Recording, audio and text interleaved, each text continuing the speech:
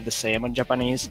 And if you play on an English, you can just simply go to the closest, but not to the closest, but to the right place.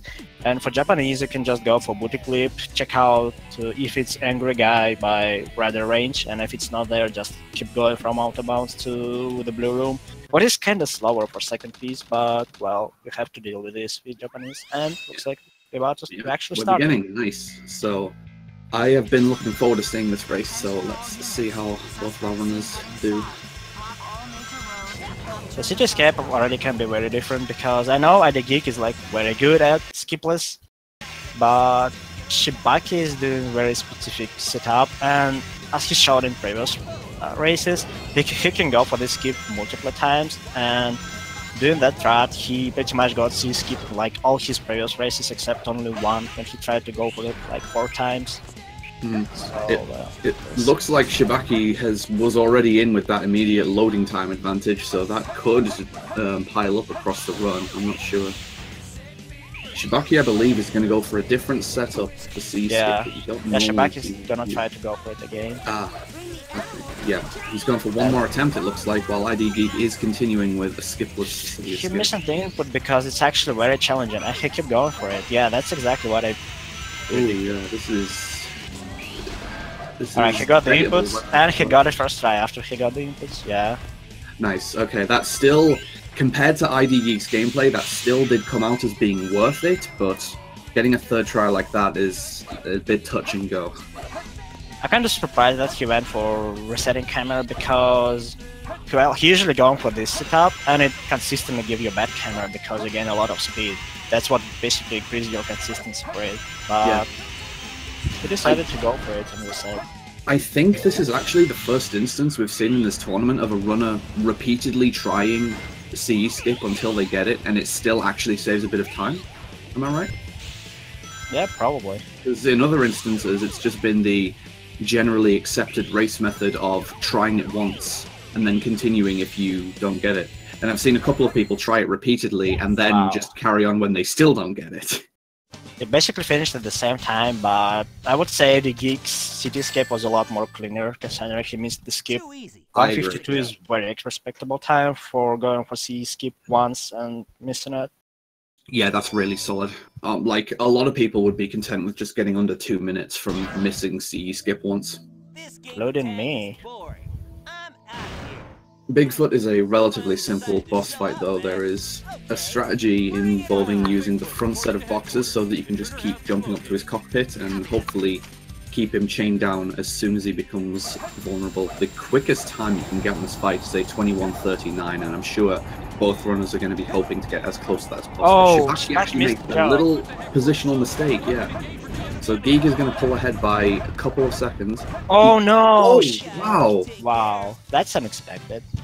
Yeah, the hitbox on the cockpit can be quite deceptive, and homing attacking towards the cockpit while the machine gun is out can easily kill you, as the homing attack does drag you down forcibly a little bit. So that is a bit of an unprecedented mistake for Shibakee. He kinda missed middle bar box checking, so hopefully he will not get it, because probably not gonna feel good about it. Yeah, he got Oh, he got 3 piece. Wow, that's amazing. Wow. Geek is having a very nice run right now. Aside from the lack of CE skip, this is definitely a good chance for Geek. Getting a 22 Wild Canyon, I'd be pretty happy with. Yeah, the Geek start is very good. He missed like one not the most consistent skip, but everything else is pretty much going well. This is perfect. Guess what? I don't really know which pieces Shibakee gonna get, because I don't know pieces in Japanese, but well, we'll try to figure it out. I'm sure he's checking for as many free pieces as he can while he's going though. This looks like statue storage area from where he is, the closer one. Yeah, looks like that. Yes, so it's inside here. That's a pretty uncommon piece too, in my opinion. It's near the 6 pillars, I believe. Yeah. Oh, altar with 6 pillars, is this? It's supposed to be a free piece at the beginning, but... So Shibakee definitely not having nearly as friendly of a time with Wild Canyon, but that's just kind of the nature of the RNG stages. Sometimes you're going to get really nice piece layouts with free pieces, as we saw on IDGeek's side, and then sometimes you just get piece layouts that force you to not only cover a lot of ground, but also backtrack to areas you've already been. So IDGeek is already 20 seconds in on Prison Lane, and Shibakee just starts in second boss in this game, which is probably hardest. Absolutely, hardest boss in the game. Missing the first gate hop a little bit. There is quite a lot of movement tech that goes into that little trick, and all of Tails' movement in general, that makes it a little more difficult to land than you'd first think. The difficulty with Tails is that it looks fairly simple at first, but you can't corner very effectively with Tails while you're on the ground, which is inconvenient since this stage is pretty much entirely corners. So what you're going to see both of the runners do as much as possible is just jump around the corners, so that they're doing all of their actual cornering in midair, and that will actually allow them to conserve their speed a lot more effectively, since if you try and corner too sharply on the ground, you'll just lose all of your speed, and Tails is really all about conserving as much momentum as possible in terms of good movement. And Shibakee managed to get the first gate hop there. That's the relevant point there, that you do need to turn a bit to get that gate hop, but as I say, you need to do that turning in midair, otherwise you won't have the speed to make that gate hop. IDGeek is coming up on the second one, so he's got an attempt at a second gate hop. Oh, that was close. Struggled a little bit with the first descending part, but then he got it in the end, so this is still coming out as a sub 140 Prison Lane, which I don't think he'll be too unhappy with. It's okay, I guess. That was easy. So their time difference was like approximately 45 seconds when Shibakee started the stage. Yeah, the death in Bigfoot was honestly very costly for Shibakee. Yeah, and Shibakee got 27 on second attempt on Bigfoot, so he apparently missed a quick kill again. Yeah. Shibakee is 5 seconds ahead on this checkpoint, by the way. If there is any stage that I would trust him to save some time on, though, it is Metal Harbor, which IDGeek has just started. I think everyone pretty much agrees that Metal Harbor is like Shibakee's stage. 136 flat for Shibakee. Yeah, that's quite a bit of a better Prison Lane. So he's pulling back a couple of seconds there, and as I said, I would be surprised if he doesn't pull back a couple of seconds on Metal Harbor as well. We'll just have to see how it goes. IDGeek's having a pretty good one so far, and we'll see if he goes for pulley skip. I believe that he does. Nope, he's just going without consistency. Safely, yeah. And yeah, I agree with what you said before. Shibakee is probably one of the best players in Hero Story for Metal Harbor. IDGeek did have a very weird jump for that second loop skip, though. It looked like he spin dash jumped as the slope was already tapering down a bit, and that did give him a very low angle, but thankfully it was still enough to be able to make it to the other side of the loop. So IDGeek is hopefully going to be finishing with a pretty nice Metal Harbor. Shibakee taking a little bit of a different route on that runway. I'm pretty sure Shibakee gonna go for pulley skip. Yep, he's going for it. Starting from fairly far away, so that introduced a little bit more risk than I'm sure he would have liked there. But then again, it is very easy to accidentally not get the spin dash jump off if you start too close to the ledge, so I guess it's all measured risk. Yeah, unfortunately he lost all his speed, so he wasn't able to go for another underloop. Getting the fast underloop at the start as he did, and then getting pulley skip, going on to get a 54 checkpoint, I don't think he'll be very happy with that. So far, so good. Hey, that's... That blue hedgehog again of all places. That blue hedgehog again of all places. Yeah, this fight is interesting.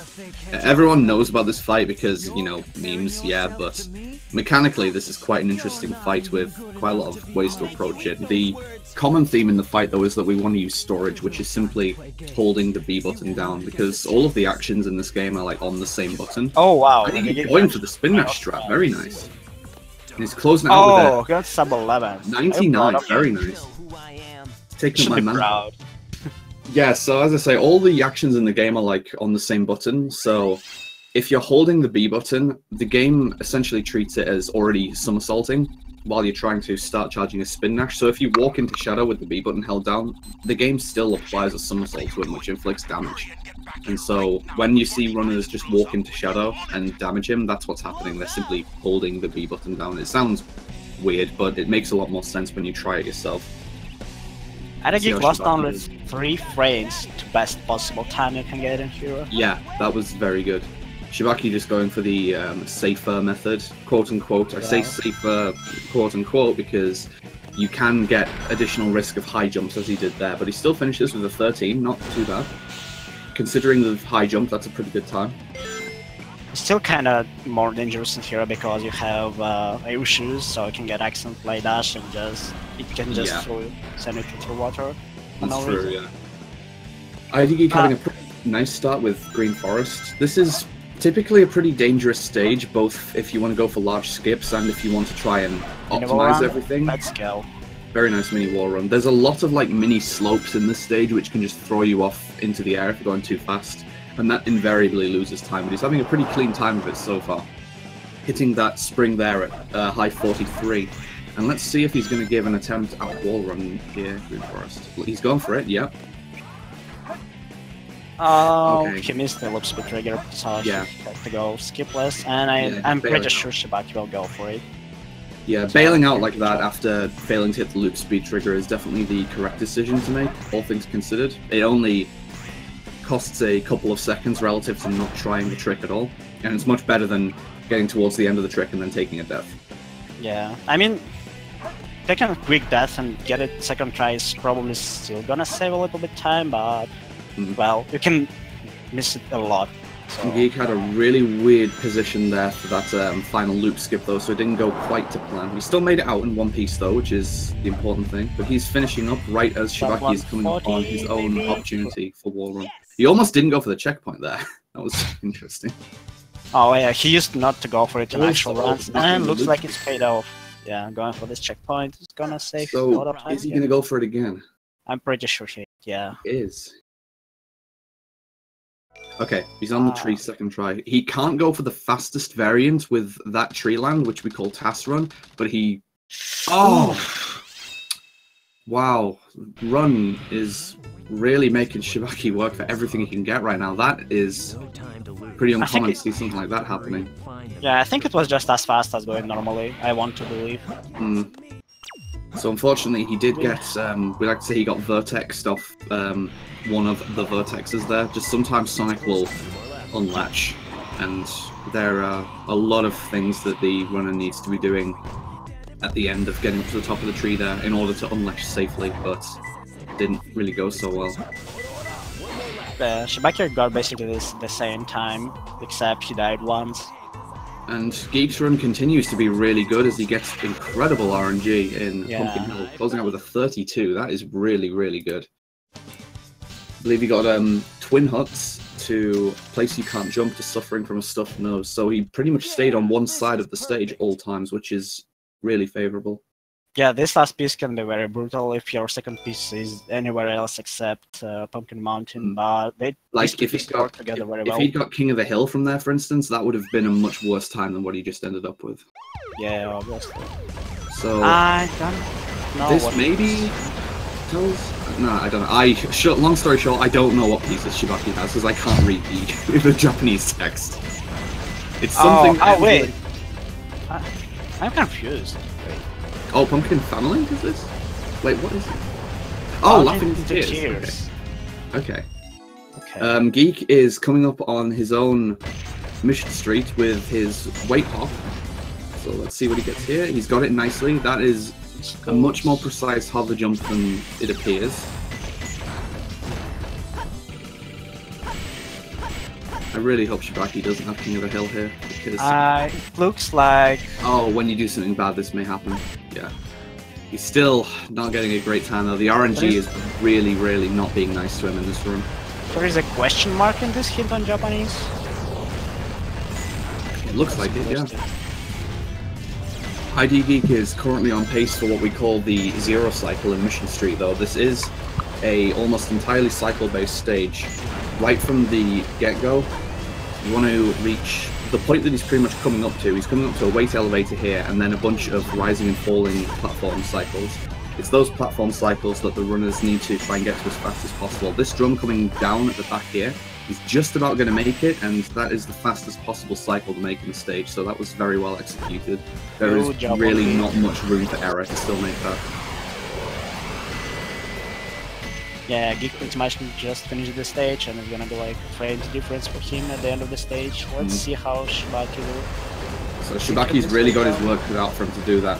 He didn't do the, we call it the IGT abuse there, by waiting on the upgrade while the timer is frozen and letting the cycle still progress to save a couple of seconds. But it doesn't save any real time, and it actually just increases the risk of losing RTA, since if you miss that wait hop with the pause buffer hover jump, which isn't itself challenging, if you've done the IGT abuse and then you miss that, it actually costs an extra cycle. Yeah, I'm not sure why, but some runners are still actually trying to go for it in this tourney. Probably I trying did, to go for, well, like, not in the tourney, but I did in like races yesterday, and it was a bit of a stupid mistake. I think it was just because I was on a good run and I wanted to just, you know, save time because the run itself was good. But Shibakee is also on pace for a nice 0 cycle. Getting this box break is important. He's got it, nice. Yeah, it looks so smooth so far. And I'm probably not going to know if IDGeek has a free piece. Oh, very nice. yeah. That was a very close 0 cycle. And on IDGeek's end, I couldn't really tell if he had 3 pieces because of I didn't see any of them, but first piece is pretty promising. Yeah, I would definitely take this first piece. He's probably going to have a second piece in the ghost room, either in the ghost room or at the top. Oh, it's on the top. It's still possible to monetize this piece as free, but it's kinda really weird. What is this method for getting up to the top here? I'm not sure. I'm not entirely sure why he wouldn't just take the spring on near the bottom. Yeah, spring or wall around would be an option for this. You probably tried to check. Not very good. I think you probably tried to check for piece like what is this? The piece which is floating around the spring on the wall. But red flowers for a skull couple. Yeah, but I'm not sure it was right. Yeah. Either way, though, the RNG has made a little bit of a swing. IDGeek was previously getting really good times, and then he gets... I mean, there's no real way to sugarcoat it. That was just not a good piece set for Aquatic Mine. Needing to go back up to the top area and then to underwater brick room, that is far from the ideal scenario. So Shibakee does have the opportunity to save quite a bit of time here. He's taken a reset from not getting a radar ping there, though, but if he ends up with a free piece now, then this is still an opportunity for quite a bit of time save. Oh, it should be a good corner. Oh, it's not corner, it's gospel-y. Yeah. Oh. He's got free fans. Nice. So hard to see on comparison video, but... And he's getting... This looks like in the skull fence. Oh, it's jail window. Very nice. This is insane. Oh my god. Alright, this is the turnaround. This is the start of the comeback. Yeah, looks like that. I'm getting closer. IDGeek 3790 on the first lap. Yeah, okay, like, however much time Shibakee could expect to save on stages that are, like, quote-unquote his stages, like Metal Harbor, Route 101 is definitely IDGeek's stage. Without any question. He has, like, all the best times on this stage, and it's a relatively minor stage if you want to be very technical about it, but he could still save a good couple of seconds over what other runners can expect to get in this stage.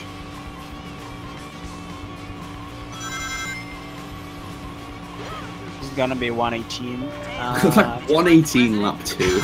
My god. It can be something. Come on. That's really good. I believe it's up to 13. I mean, maybe. I don't know. At this pace, I'm not entirely sure, because there is a boost that he could have possibly gotten and used just after the end of lap 2 to save like half a second at the start of lap 3, but maybe this is still part of his route. I don't know. We'll see.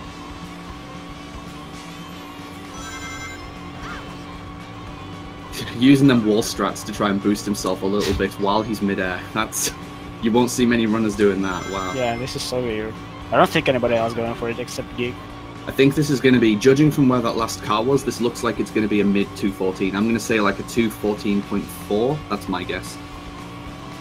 I win some money if I'm right. That's how it works. It might be very low to 14 or actually to 13 maybe. I don't know. Like I say, we'll see. Come on! Oh, wow, yeah, so close. you were far closer to the correct value than I was. I thought that was going to be like quite a few centiseconds higher than it was.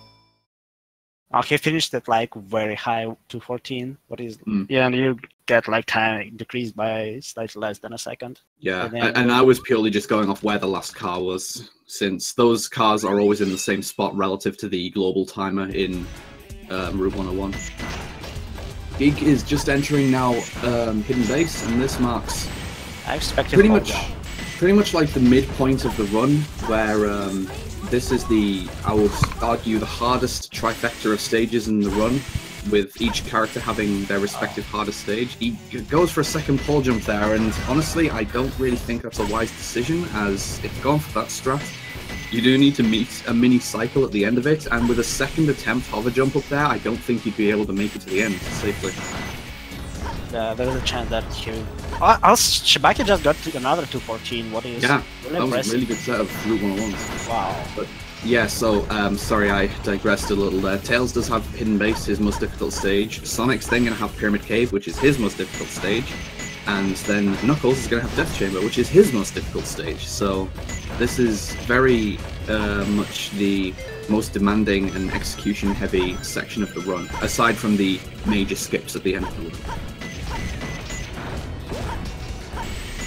Yeah, this is basically the part of the story where less experienced runners consistently losing time to more experienced because of advanced strats and very risky stuff. Looks like Shibakee going for GC skip, and he nice. successfully got That's it. a very precise corner clip that requires the runner to collide with both of those wall joints at the same time, since if you just rub up against a wall in this game while you are initiating the hover, then it will just drag you down very quickly. But if you collide with both of those walls at the same time, you're able to just clip safely through without anything happening. But it is very, very precise.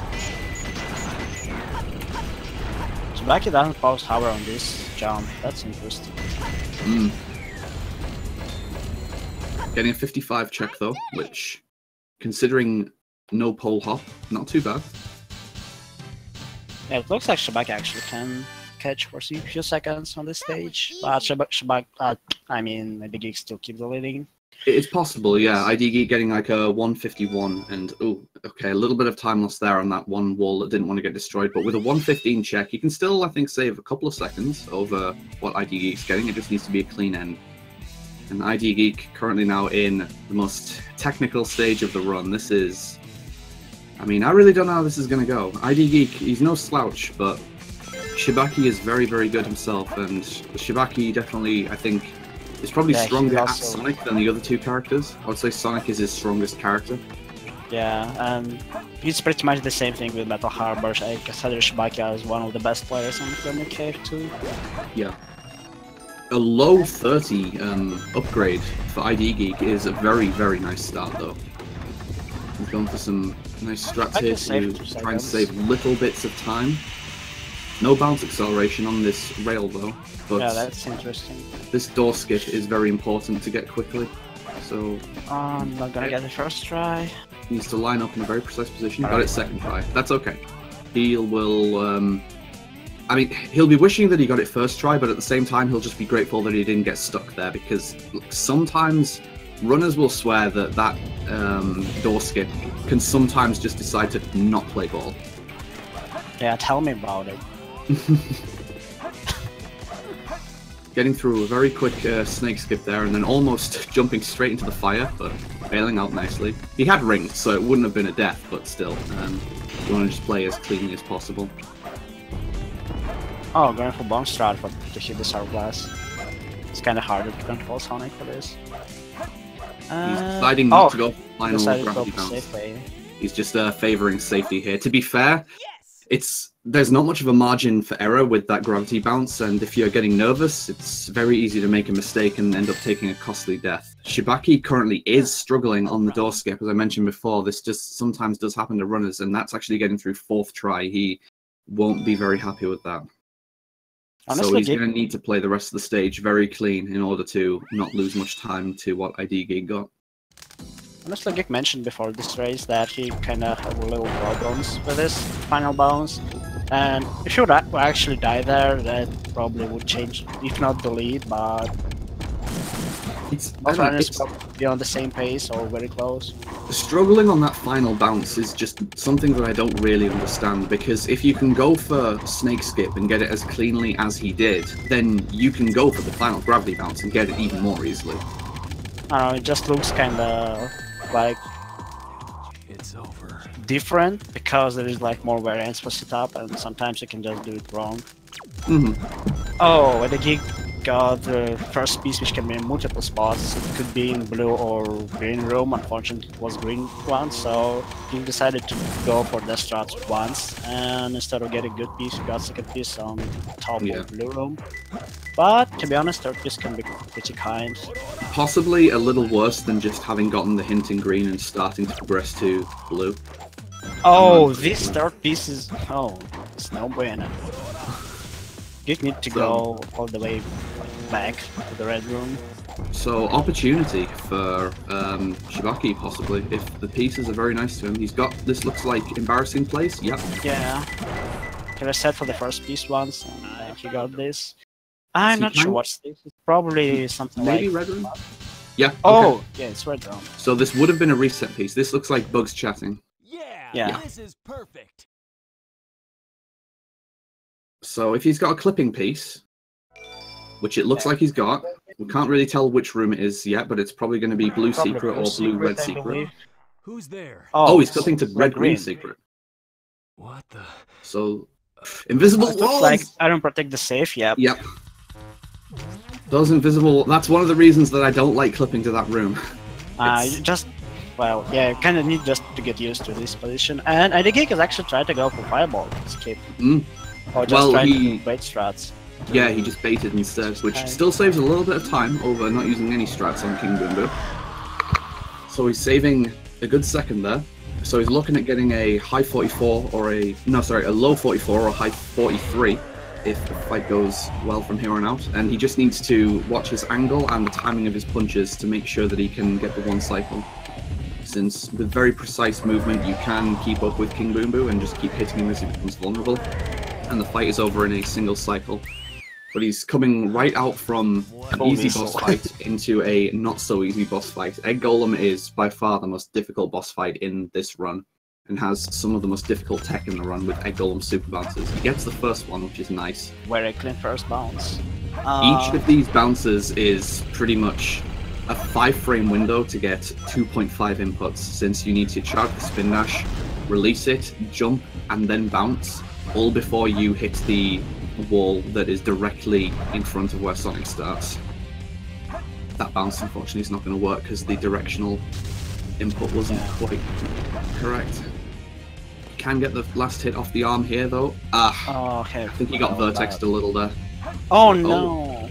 That's quite important. He'll just be going for a second head smash hit. Shibakee got his first bounce first try.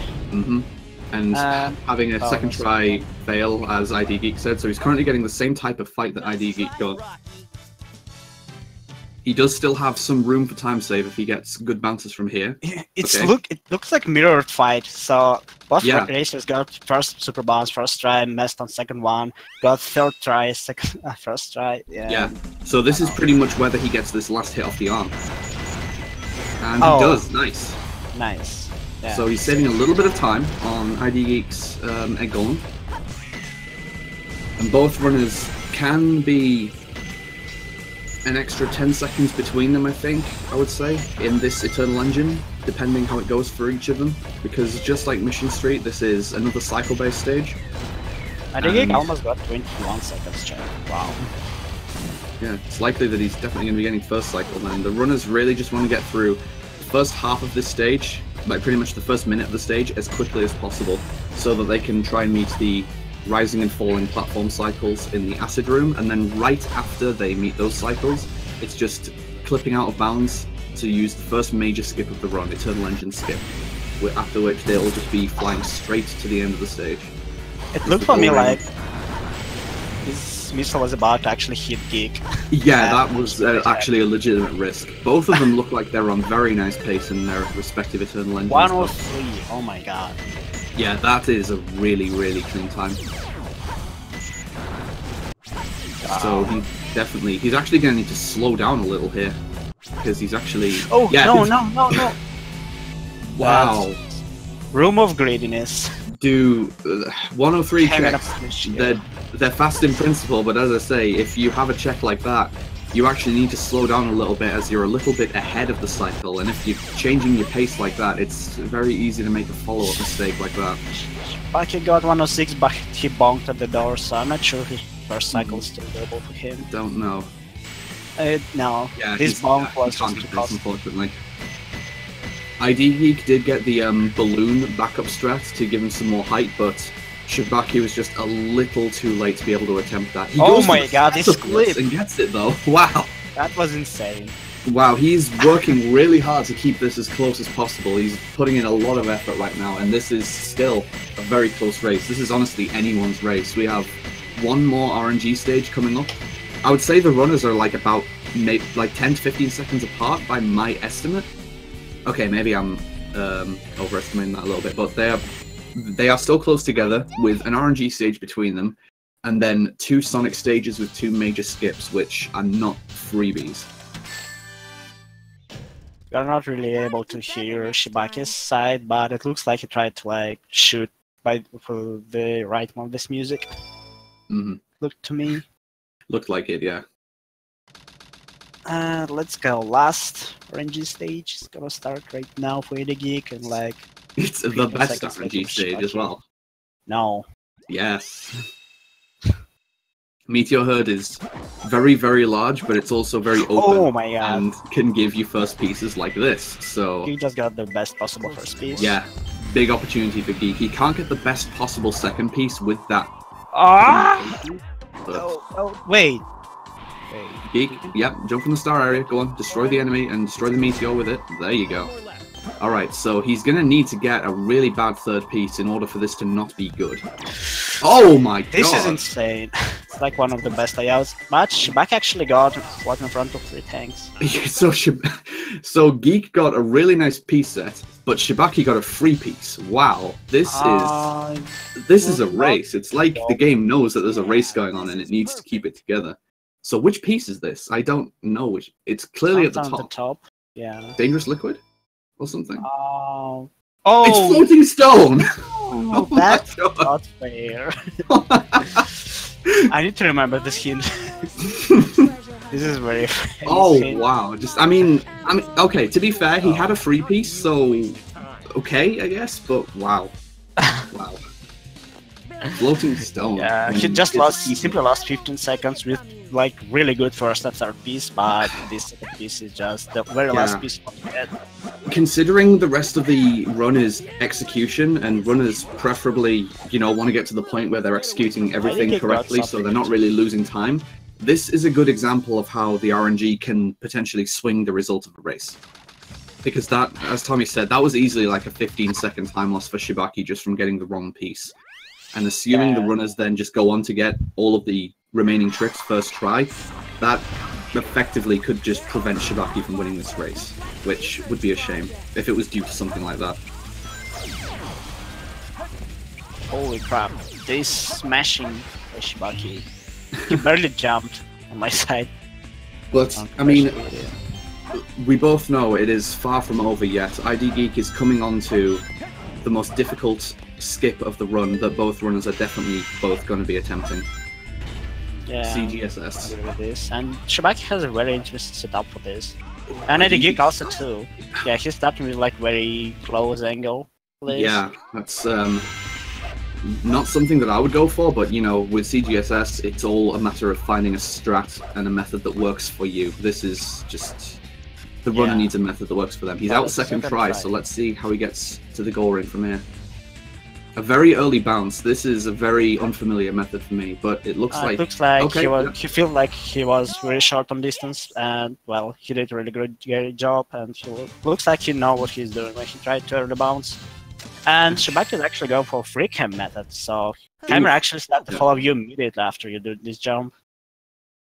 I would not say it's easier or harder, it just can be better for you. He's not going to have the distance there. Oh. Yeah, he's slightly shorter for this. Wow. Come on, Shibakee, you've got this. Two methods for CGSS which are just very unfamiliar for me, but you know, as I said, if they work for the runners, that's the important thing. It's really struggling now. It really cannot be overstated just how difficult this skip is, and when the pressure is on to perform like this, high stress scenario, this it's difficult. It's really difficult. Like, this skip is difficult enough in practice when there's nothing on the line. IDGeek starting final Sonic stage at 34 minutes of the run. Wow, what is this pace? Yeah, he's having a really nice run right now. And Shibakee finally managed to finish Laser Gadget. 48, but unfortunately he died twice, I think. IDGeek's sacrificing a little bit of time at the start of Final Rush just to make sure there's zero risk here. I'm pretty sure his mind is just on finishing out this race and just winning at this point. He doesn't really care about the timing optimizations, which I think is a good strategic play. That is definitely what you want to get in races. Shibakee gonna go for the strat, which I made a tutorial for, I'm pretty sure, but he didn't get the lock on, unfortunately. He missed lock on. I'm not sure why, but I know the case when it might happen if you're trying to do frame perfect shot at the cutscene, and if you actually get it, you're not gonna be able to lock on like none of this strat. Eggman just forcing him to make a lot of evasive maneuvers though, but he still got it. The important thing was that he was still in control of the fight and still managed to finish it. And looks like you're gonna get some textures on Geek sides, yeah. And he's very good on height. Should be able to finish it without any problems in like 10 seconds. Yeah, looks like it. So this looks like on Geek's end it's going to be a low 37 by my count. The shadow fight itself, if it goes perfectly, takes 16 seconds, but there is quite a bit of cutscene time between here and then. So this looks like it's going to be a lowish, like a 37-10, 37-15 maybe. Huh. No problem. This final rush skip. Oh yeah, the bounceless. I don't believe he normally goes for this, so it may be that he accidentally got the rail switch and now he's just running with it, which is the right play. There is no need to reset just because you got a rail switch jump. I'm pretty sure he's actually going for early bounce, which is Japanese runners like to do, like Shibakee and Emerua. But for early gravity reset, you need to be in both forms, so yeah, it's probably just a backup strat. Geek fluffing his timing a little bit with the homing attacks there, but it's still perfectly easy to recover. And he just needs 2 more hits to log his first win. And I mean, okay, I said he was going to get a 37-10, so... Yeah, with perfect fight it will be only 37-2, so yeah. Granted, it was with a mistake on that fight, but I still called it. So, okay, tell you what. I'm apparently able to call what times the runners are able to get in their races. Next race, Shibakee is getting the 33. Sonic, I did it! I don't know what 33, but it's going to be a 33. Yeah, and the game is going to be over. Both races are running on Steam version on PC, since it's like easier version to just get and just to capture in general, and it also has advantage in loads compared against any other version of this game. So the first win does go to IDGeek. Shibakee has an uphill battle from here, but I mean, it's very possible that he could have just been warming up and that he's going to be in much better shape for doing the second race here.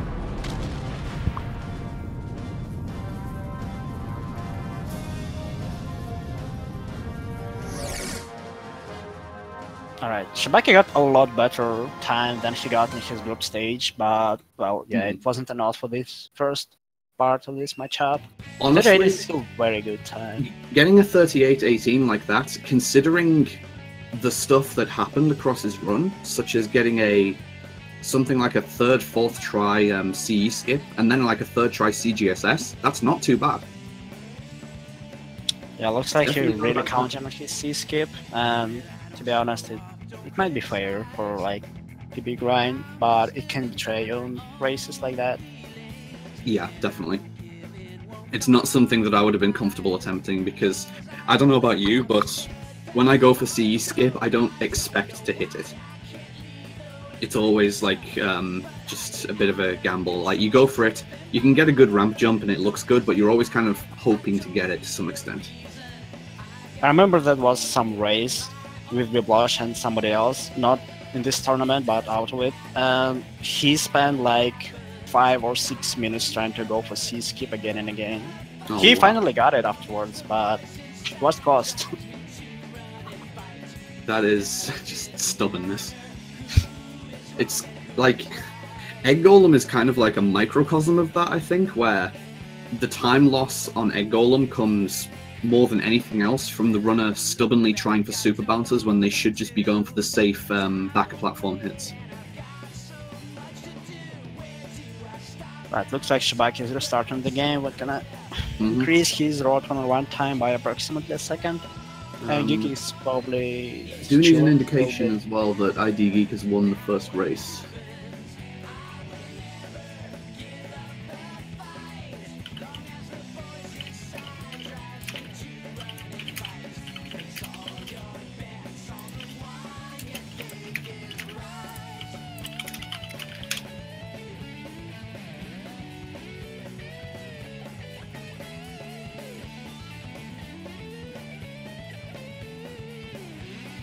I believe we need to wait for second room.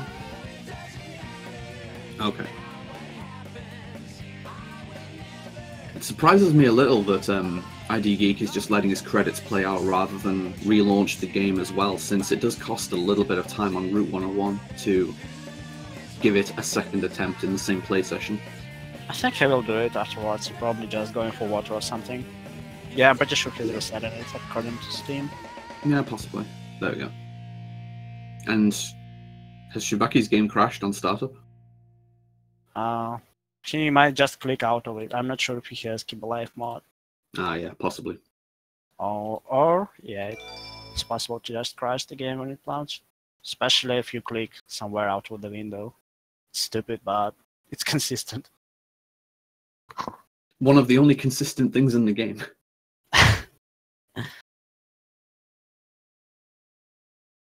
Like, you can consistently make the game crash in Pyramid Cave as well. The developers knew what the important stuff was. Yeah, Shibakee reset the game. I think it just crashed. Top secret weapon, Shadow. And looks like it'll get close to the game. Alright.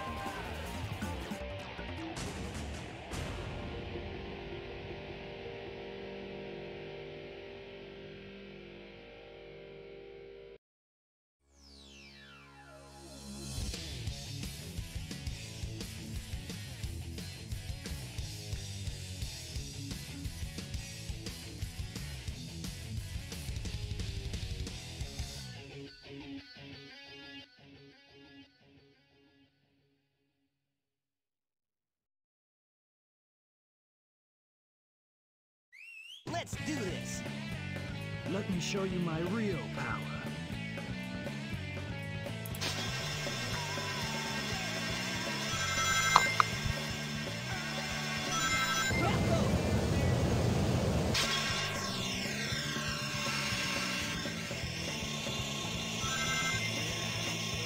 Here I go! Yeah! Here I go!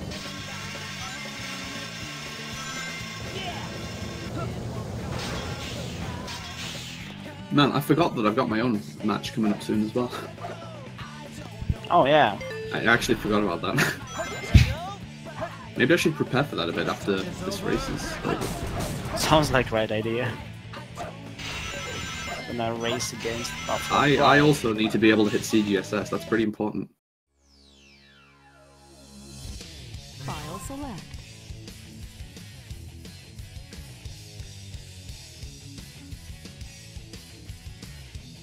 Thank you very much, Traitor.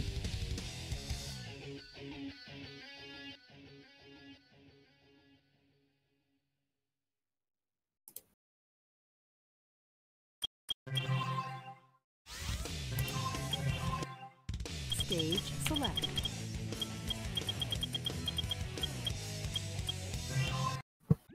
We try to decide what you want to practice first between Crazy Gadget and Final Chase.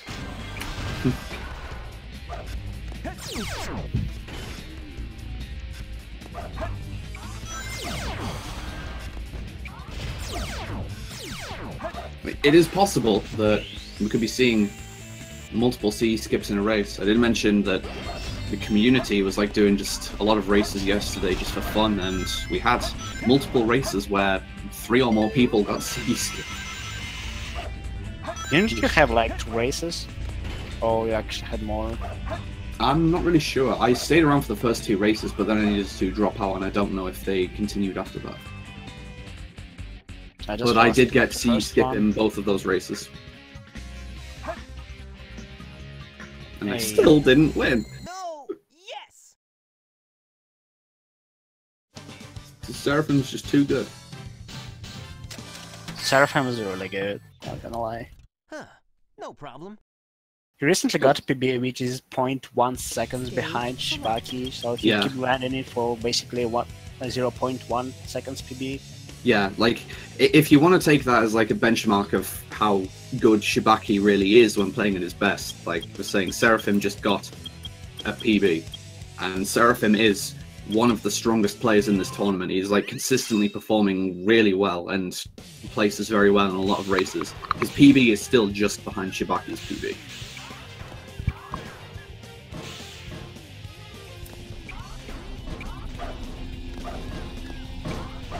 Is Shibakee still struggling to get his game open? Yeah, it looks like that. Yeah, this... Actually. Look, there's an explanation for this. Bad PC port. Unoptimized.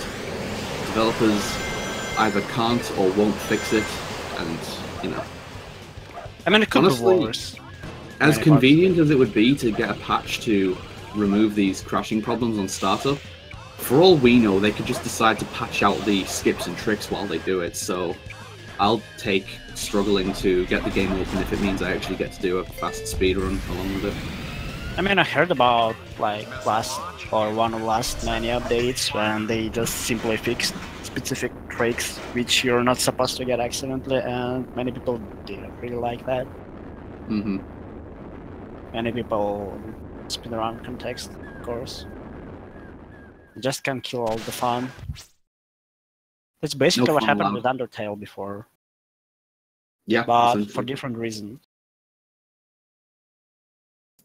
Because the important thing when you're patching a game is to make sure you patch the tricks that no one's going to get accidentally. Yeah, but for Undertale context, it was kind of like different because of like doing parts for different games. They just simply changed mesh systems, and well, it kind of led to unexpected results. Mm-hmm.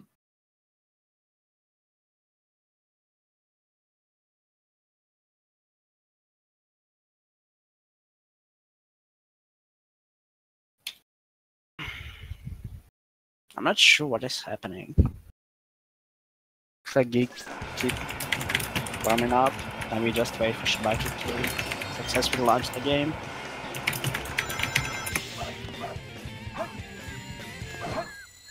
Yes!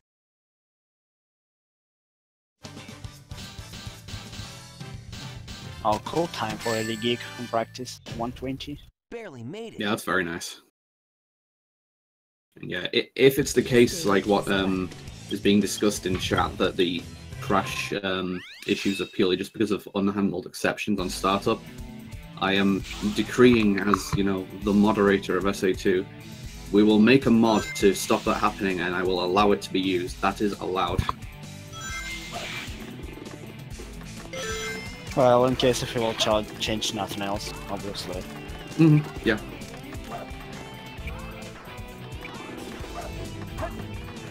This Amachao with Japanese text keep crashing the game.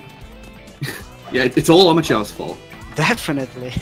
I would feel pretty happy though, like I'm not even really joking about that. I would feel pretty happy about allowing the usage of a mod that at least allows the game to boot up correctly. There is not going to be a loser's bracket for this tournament. The link to the tournament bracket standings is in the chat, and this is it, basically. It's a single elimination format, and runners are just going to get as far as they get. Yeah, I have single elimination instead of double, but we have best of 3 format and best of 5 for the finals, so it's still pretty fair. Mm-hmm. This is like the it's the first tournament we've had for Sonic Adventure 2, so we are essentially testing the waters, seeing how the runners enjoy doing a tournament like this, seeing how people perceive a tournament like this. So we figured no need to do like infinity +1 number of races, because we've already had certain degree of issues with people not being able to commit to doing all of their tournament races, and we've had some dropouts. Yeah, we actually had 2 attempts before with organizing and making the C2 tournaments, but they didn't go really well. Yeah. We have almost finished first one, but I don't think we'll finish this because there's gonna be a second and last match between Eatmore and Mustache, and I don't think they're actually gonna finish this. And for the second tournament, we actually had a lot of unfinished races, so I don't think we'll come back to this too. Looks like some old ruins. Yeah.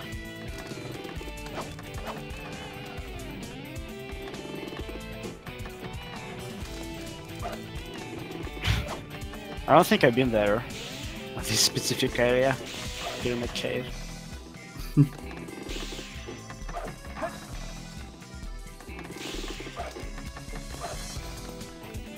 Oh no, IDGeek, what are you trying to do? Don't do that. Don't do that in race, at least. This is Oh, he's Oh. nearly got it. Wow. And that is why people don't go for that. It's really risky and it barely saves time if you get it first strike correctly, but it looks so cool. It's definitely one of the most aesthetically pleasing strats you can go for in a run, but it's just as you say, the risk-reward ratio is far too unfriendly to actually be worth going for it on good runs. Hey, we got a game. Shibakee's got a game open. Nice. You can make a new file now. A game, a timer, a new file. It's all looking up, and we are hopefully going to be starting race 2 of a possible 3 coming up. Shibakee does now need to get 2 straight wins in order to stay in contention, though. So I mentioned before, he does have an uphill battle. It's not, you know, out of the realm of possibility, though. He is a very strong runner and could go on to pull it out. Yeah, I'm pretty sure if Shibakee will catch his game, he definitely can easily win like any of races in this tournament and just win the entire tournament. Absolutely. I would probably say that same thing about Geek, but unfortunately, or actually fortunately, they met each other way too early. Yeah, so we did what we could with the seeding to prevent early matchups with the tournament favorites, but I mean this is top 8, so considering if you look at it in terms of looking at the top 8 players of the tournament, they're gonna start meeting each other within the top 8.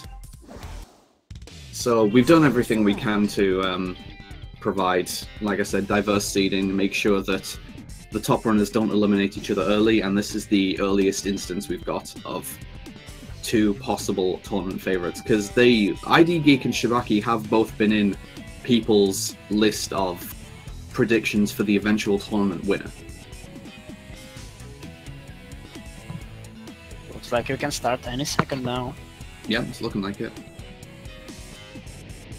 And you mentioned as well that the winner of this race is going to go on to face Dage in the next round, and Dage is another tournament favorite for winning the whole thing. Personally, I don't believe Dage will win this tournament because just because of mentality and about how he feels about this game and how he practices it in general. I mean, it's possible. It is a difficult game to consistently perform well in. I mean, yeah, obviously, and he's like really strong at like a lot of certain places of this game. Like he keep getting consistent, like frame perfect Bigfoots, like insanely good cityscapes. Like 118 is just normal thing and stuff. But he's a human afterwards, and he also can make mistakes, and he kind of doing it sometimes in races. So yeah, I would argue that in general, Dage makes fewer big mistakes than a lot of runners do, but I would say they can still happen. This race will be beginning as soon as possible. I think it's likely that the runners are just getting into an SRL room and waiting for it to start on SRL side, because they are both definitely set up to just begin, sitting on the story select screen. yeah, we started like an hour ago, and it's best of 3 match, so IDGeek already won his first. So we're just waiting for second one, which is gonna start any second, I believe. Yeah. So this could potentially be going on for like another hour and a half. Since, like I say, there's room for 2 more games to be played. I kind of hope that it does, so people get their money's worth, and I kind of don't hope that, because I do need to prepare for my own match. Yeah, they're actually gonna race tonight, I guess, later. Buffalo Prime. That's 8. No, not 8, because we're talking about time zones. It's 2 p.m. EDT that I'm racing against Buffalo, which is going to be, I think, 8 p.m. my time. That's what I'm saying. That's comfy time, like local, yes. Alright, here we go. Okay, rough. So this is the chance for IDGeek to progress to the next round. The layout has not been updated to reflect it, but IDGeek does already have 1 win under his belt. This is a best of 3 format, so if IDGeek wins this race, he's through to the next round. Shibakee conversely needs 2 wins in a row in order to stay in, so this is all on Shibakee now. He's going to be, I'm sure he's going to be playing his hardest to stay in.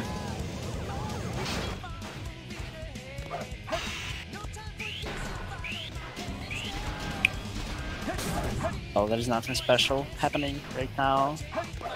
And let's see, both runners definitely gonna go for another C attempt. Oh, the geek missed the inputs and he will continue. Yeah. Okay, so let's see if Shibakee is going to once again stay here and attempt it repeated times.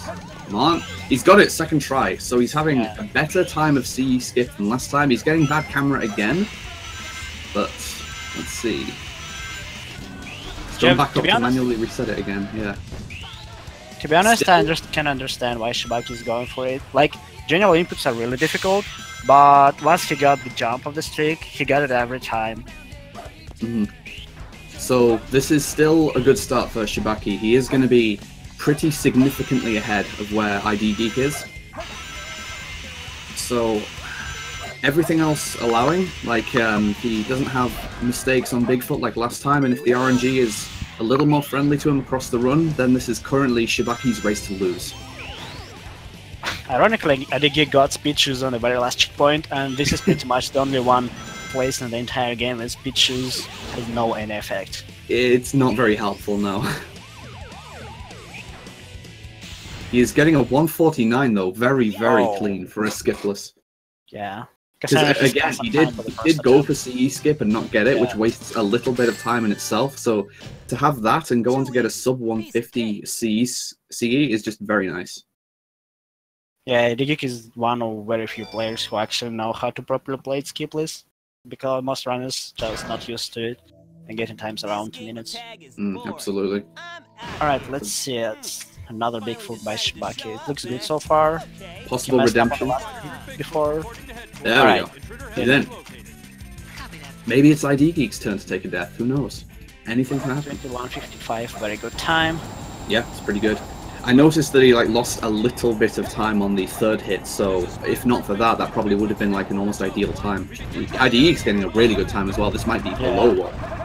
21:40. That's 1 frame. We're losing 1 frame. Wow. Yeah. Well, you basically can mess it up if you're going for really optimized fight, which is like, can save a second, but if you mess it up, well, it's obviously cost a lot. So both runners in their respective Wild Canyons, RNG, they both just need to get 3 pieces of Master Emerald. They both have the same first piece. Shibakee went for a really risky move trying to check this far 3 piece, and he actually got it. Oh, because he didn't notice it before. Followed by near 6 pillars. Shibakee finishing with a 34. It's still not great. He hasn't been having a good time with his Wild Canyons in this match. To be fair, his layout in general was really bad, but Yeah. the fact that he went for three-piece check probably saves a couple of seconds for him. So Geek is pulling back a few seconds with his 28, which is still not a fantastic Wild Canyon time, but being that these stages are random, there's not a lot the runner can do to prevent getting bad pieces. Execution does count for a lot in Knuckles, just to minimize the time loss of getting bad RNG.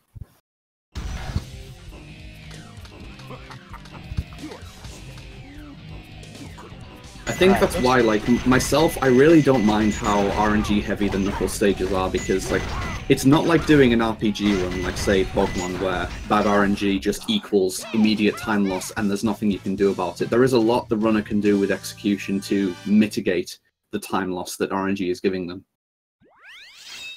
Like, you can really minimize your losses quite a bit if you can still play well. Yeah, not really many players have like super optimized movement for bad layouts, so yeah, it's definitely some room for execution advantage when you're in race conditions. 25 check, Shibakee. And of course, like, both of these runners are like at the top level, and when runners reach a high level with Knuckles, we of course assume that they just know where all the pieces are, but for newer runners where they don't have that sound piece knowledge, that's a big source of time loss in itself. Like, you could have optimal RNG, but if you don't know where the pieces are, you're still going to waste a lot of time just from finding them. Yeah, that's the saddest story. The game wants you to win, but you can't because you didn't practice. Alright, so in the last race, Shibakee actually got insanely good. Prison lane, it was almost 135. And Geek finished with barely sub 40, sub 140, I mean. Shibakee very nicely dodging the enemies so far. Doesn't get the early lock on this enemy though. Prison lane does have a lot of opportunities where you want to try and lock onto enemies as early as possible by shooting them through gates or through walls. And that one enemy that he attempted is pretty difficult and he just didn't get it. It happens. 122 and 123 checkpoints though, both runners having pretty nice prison lanes. Would be another 136 for Shibakee. He bonked at the very last gate, but it didn't cost too much time. And oh my god, Geek actually got 135. IDGeek just continuing to pull a couple of seconds back each time. Like, CE skip definitely gave the immediate advantage to Shibakee, but Geek is just pulling it back bit by bit. See if Shibakee manages to extend his lead at all on Metal Harbor. A very technical Sonic stage, and I mentioned before in the previous race, this is quote-unquote Shibakee's stage. He really likes the stage and he really knows all of the fastest strats here. Good under loops for both races. Shibakee almost got 18 seconds. He just had a little bit of a stumble there before the upgrade, so still getting a sub 20 upgrade with a mistake is still a very nice pace. There is a kind of fun thing about this huge flat ground where IDGeek right now is because there are in general two paths on the left and right side and different runners going for different ways because each race has advantage. So left one has 3 speed paths instead of 2, but general speed is quite lower than highest speed that you can get on the right second speed path. So racers keep doing different ways. So Shibakee having a better Metal Harbor than he did last time, and Geek's Geek is... People need to listen to me when I say don't go for the homing attack over that gap, just jump over it. It's not faster, and all it risks is that you're gonna die. Shibakee is on his checkpoint though, a good 4 seconds faster than his last run, so this is an improvement over the already decent Metal Harbor that he got last time. A very nice loop skip, and he's coming out with a 123. Not a bad time at all.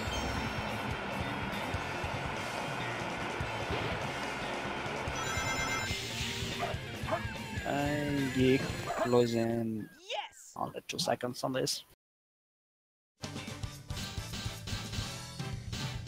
Yeah, the Rocket Cube actually explains this again and again, like each race when it happens. And well, that's basically a demonstration why. It's just a good example of how, like, there are a lot of strats and methods in speed games in general, like not just in this game, but there's a lot of methods that are just taken as the way people do things. And if people just keep using the accepted method, people are never going to work out better alternatives that are safer. Like, generally speaking, if there's two ways of doing the same strat that take the same amount of time, but one of them has lower risk, that is the preferred strat to use. There's no real reason to go for a strat that isn't going to save any time and is only going to increase the risk of dying or losing time, in my opinion. Oh, Like that. that's unfortunately Shibakee side. I know that he doesn't really feel safe about this because he usually going for ring after first hit. He missed it on the first fight and he missed it on the second hit as well. And Yeah, Shadow just I think Shibakee has always had a couple of problems with this fight, so this has caused the lead to swing slightly. Like, it's not a major death, but it's still one that he really did not want to take. So IDGeek has slight advantage going into Green Forest. This stage itself could easily be swung by the luck, quote-unquote luck, that the runners have with their wall run attempts. Because I believe both of them are going to be going for wall run. Maybe they're both going to be going for task run, I don't know. We'll see. I'm just sure they both can go for task run if they will land on the right panel with this tree. Oh, press slow. Let's Yeah, go. vertexes being vertexes for Another IDGeek. one. Shibakee having a cleaner start though, so yeah. Yeah, saving like 2 seconds already. And time difference is not very big now for aces. Catching up each other. So first loop skip coming up for Geek. This is not free. It's looking good though. Yeah, nice. Due to the camera and Shibakee's just the very big movement asset. in general required for that though, there is a lot that can go wrong with that loop skip. So as simple as it looks, both runners will be happy to be getting through that unscathed. I like how Shibakee doing spin dash less loop skip. He just like doing common attack instead, and he probably hit the speed pad as well. His way. So this is crunch time. Both runners are no more than a couple of seconds apart, both going for wall run. Geek, Good line for Geek. okay. Shibakee didn't hit on the tree, but he didn't really die, so it's still faster than Skip. That's definitely a successful moonshot for Geek though, so he is saving a bit of time with a Green Forest wall run that's managed to get out successfully. He's not gone for the loop speed on that last loop skip, but I think he just wants to get out in one piece, which I really don't blame him for. So this is widening the gap between them a little bit, Yeah, very good. Green Forest by Geek. definitely. And Shibakee losing like approximately 10 seconds, I think, for not doing successful wall run. What is not a big deal. He still actually loses even less for the general time. Like, assuming that there had been no wall run attempt, 134 is still a respectable time for Green Forest, so just take it as you can get it, I suppose. Alright. Time for my Google Dog. Feels haunted. Ridiculous. There's no time to I wasn't able to do it last race. Let's see. The stage where we are not going to know what Shibakee's pace is like until we actually see the pieces, because we cannot read the hint text. Floor by LC ceiling without question mark means charge. Yeah. Geek with a pretty decent first piece. It's likely that he's going to get a second piece at Pumpkin Mountain, yep. And what is he doing? Is he... Oh, he's... Ooh, Oh, I is that will... a No, it's educated not. guess? It's not confirmed piece, so I don't know. Oh, Probably one or few pieces we can get. So it was a gamble, I believe. interesting try though. That was one of the first instances I've seen of a runner trying to use theoretical knowledge in a race situation like this to try and get a hidden free piece. I did it before in normal runs, but I did it with like confirmed third pieces, not just gamble. So there you go. It was a gamble. It didn't necessarily pay off, and it has pretty much leveled the difference between the players.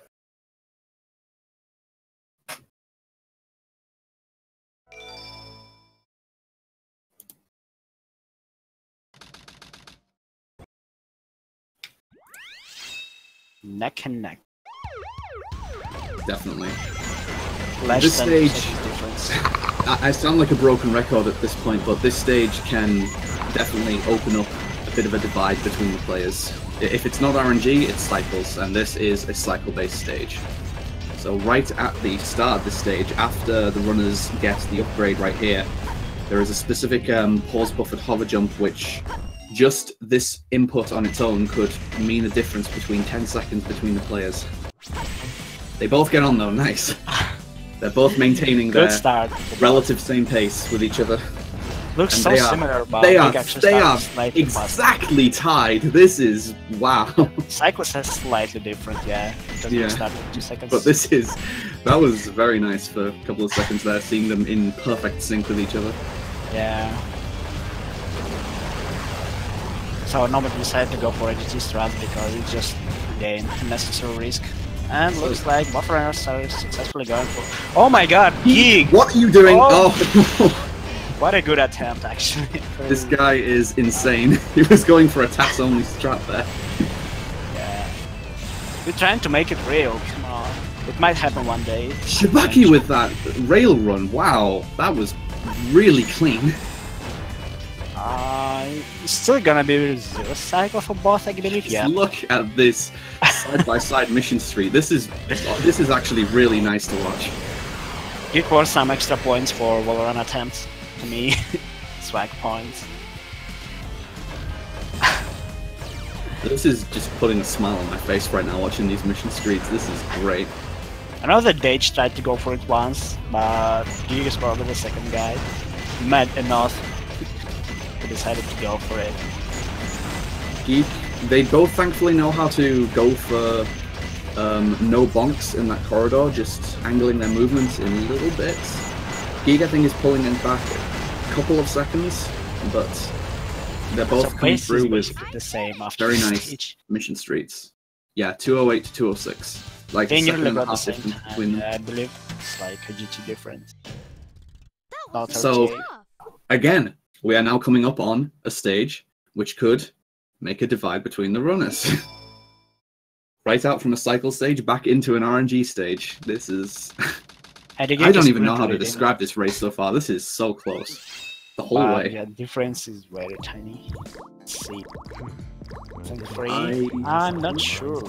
Oh wait, I'm pretty sure I saw something on the IDGeek side. He's got a yellow piece, yeah. Scope weights. I definitely saw that one. Checking for free pieces up here with a yellow piece, not worth it, because you are not going to have one from the radar ranges. Not if it's a piece 2, I mean. Minecart dunking area? Wow, okay. I think he's gonna go for clip out from here. That's gonna be Oof. interesting.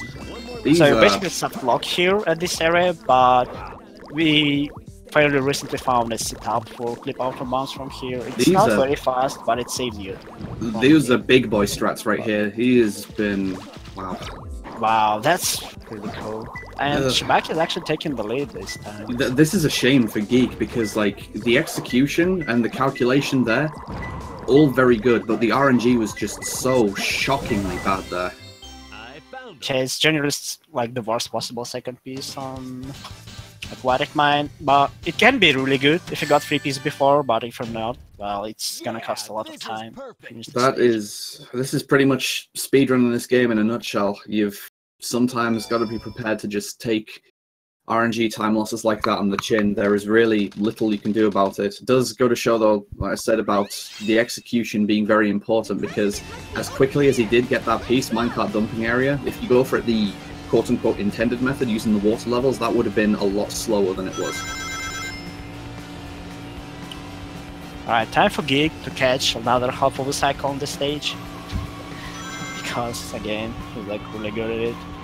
He probably worked on it more than anybody else from runners. Yeah, I think so. Considering he did, like, sub the task, didn't he? I don't know. Probably looks like that. Because he like found a couple of new tricks which never been used in tasks before. Another 37. Wow. First lap.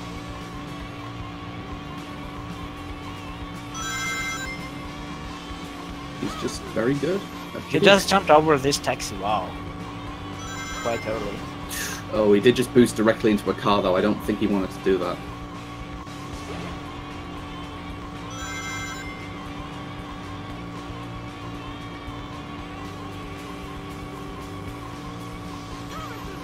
So since Route 101 is more or less the midway point of a run, we can use like the relative timers to gauge the difference between the players. It looks like Shibakee is currently about 15 seconds ahead of... Almost, Sonic. Just a few more minutes. Yeah, not very many people also use this auto bounce clip out from my content area. I personally just prefer to go for second water level siege because I don't really think it saves time, but it's a good alternative strats anyway when you don't have an option. Basically, whatever your approach is for getting that piece, minecart dumping area is pretty much guaranteed to just cause some measure of despair.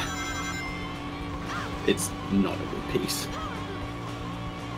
I'm pretty sure we could wage very long debates over whether floating stone above a moon or minecart dumping area is a worse piece. I would definitely say that floating stone is worse by far because, again, if you can get 3 pieces on aquatic mine before minecart dumping area, you can get as low as 20 seconds aquatic mine with this piece. What is not an option for meteor herd. So Shibakee keep getting consistent high 14. Geek got middle 14 this time. Last run though, Shibakee did show that if you get a free piece, you can still get like a 40 with floating stone above the moon. He did get a 47 with it. Yeah. So free piece doesn't really save you and save your run a lot when I got floating stone above the moon, but it might happen with it. Aquatic mine and turn this piece. He's gone again for GC skip. This is very precise. He needs to land this dead on. Got it. Nice. Sure, Geek will try to go for another pull jump. Usually go for it one try. I just hope, assuming he gets it though, like, he does need to be aware, because last time... Yeah. Okay, yeah, he just gave it the single attempt and went on.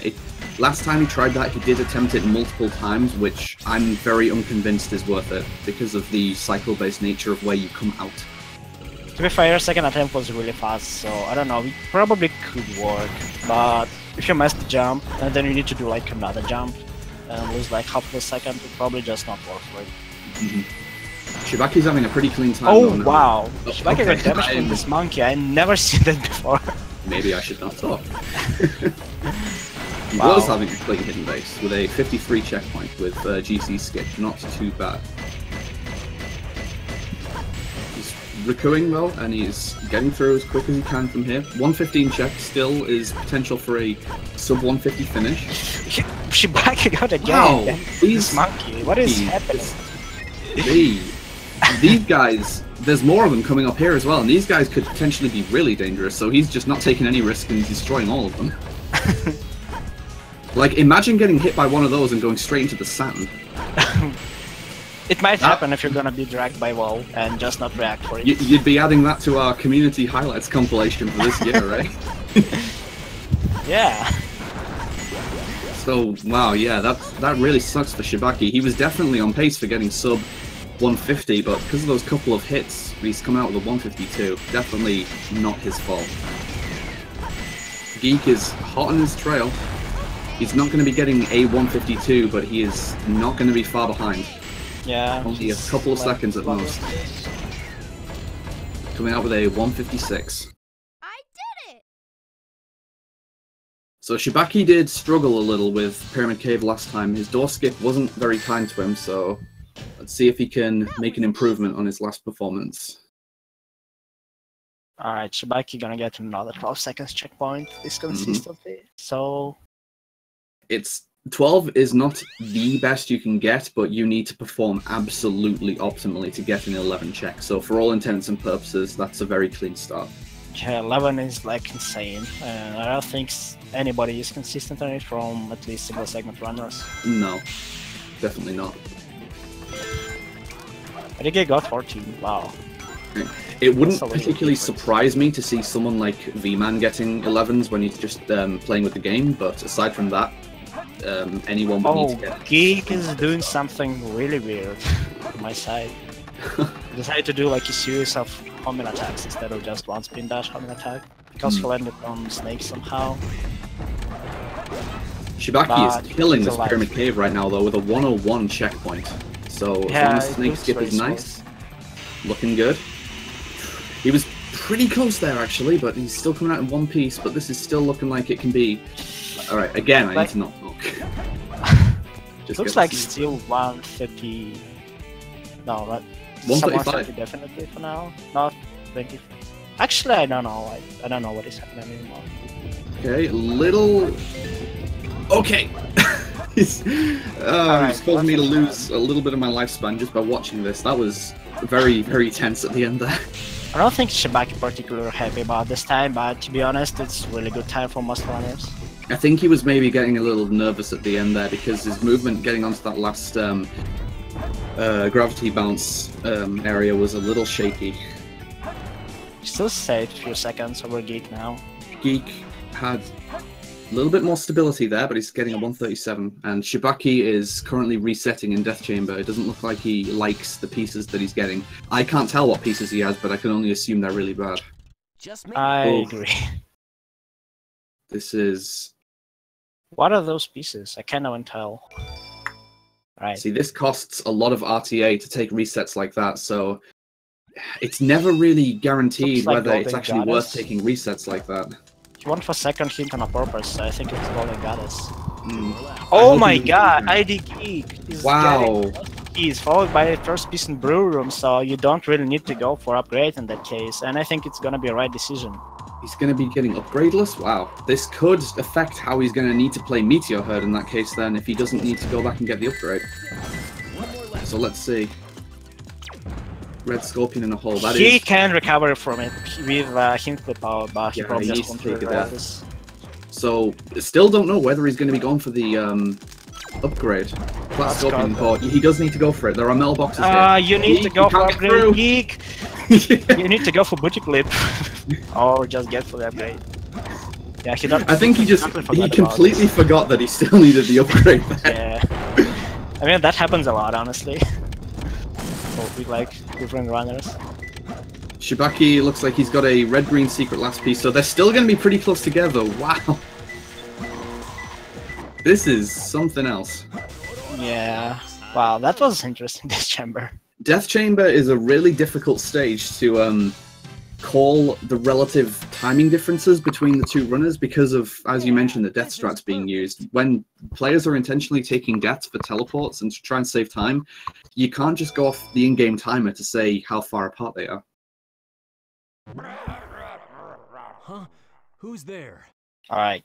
Looks like we have a couple of bosses going from Ghost? most consistent one to least consistent one, so we'll see. Yeah. I Well, think IDGeek will go for bait strats and probably quote save unquote, us. most consistent one. It really depends on the strats that you're going for, like this. Well, yeah. that's right, yeah.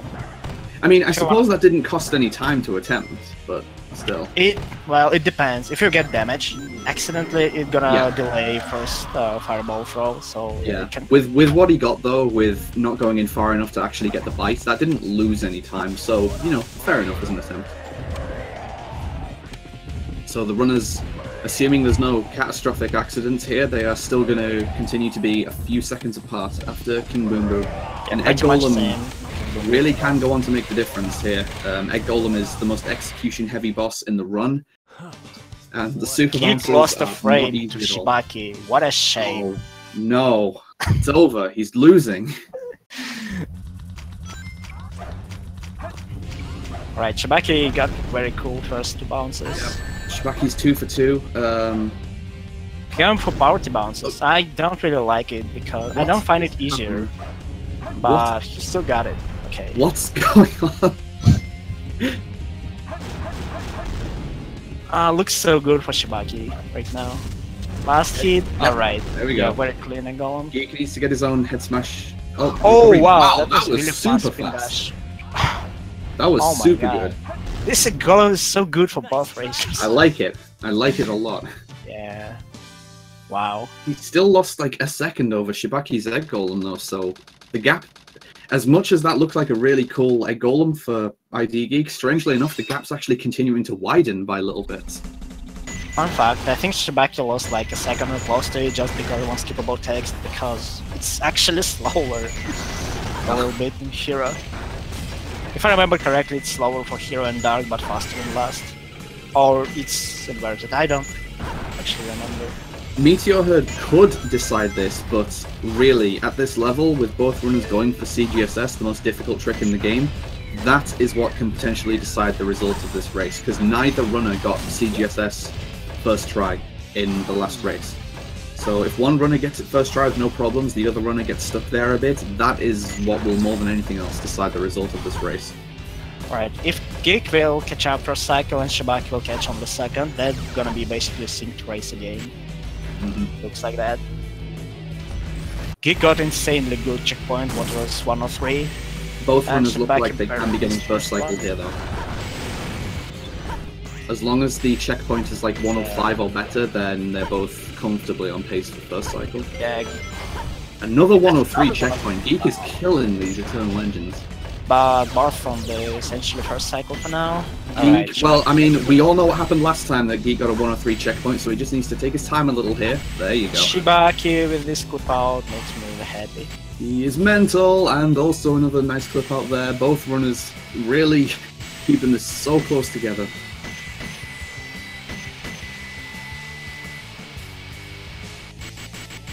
I am very impressed by the level of play displayed by both of these runners across this race.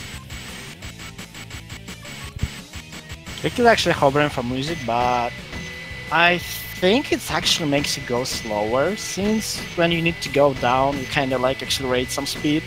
And well, if you lost some height like that, it looks like slightly. I'm not entirely sure, because it's equally true that the runners are losing a little bit of time at the end from needing to drop. 2-1. Wow. This is just as good as Mission Street for both racers. It was like best possible cycle with really good execution. And difference is literally frames, at least for real time. Well, it's kind of weird to say, but... So here we go. This is it. Meteor Herd. Last RNG stage. It is an opportunity for there to be a big time swing. If one player gets really good, one player gets really bad. But again, on Shibakee's side, we're not going to know exactly what he has until we actually see where he's going. Oh, Shibakee this is the first upgrade, bro. And it's synced now again. Geek's first piece is not too bad. It's in the middle of the stage. And it looks like, yeah, container that doesn't float for Shibakee. So I don't like Shibakee. Again, no more than a couple of seconds apart. You'll probably need to go for this rocket again, yeah. On top of a steel drilling tower, wow. He's using the pause menu to know where to go. Struts. He misread it. Oh my. That's unfortunate. This is a problem. So, opportunity Shibakee. I don't know what this is, but he's going down. Ah, he's got dig while watching the moon or stars. Moon. Okay. Yeah, Shibakee gonna gain some time, definitely. Yeah, Geek, yeah, unfortunately. He was trying to use his pause menu to determine which top of the steel drilling tower he had, as it is very slightly different, but I guess he just misinterpreted it a bit. I found him. I think this is example of another advantage, because I don't think Japanese hints is different. For English, it's essentially the same, but it's kind of different placement for letters because of like extra space or something. I'm not sure why. Do we know if on top of the steel drilling tower still has the same text in Japanese? I'm not sure, but I believe so, because I don't remember any advantage for Japanese hints.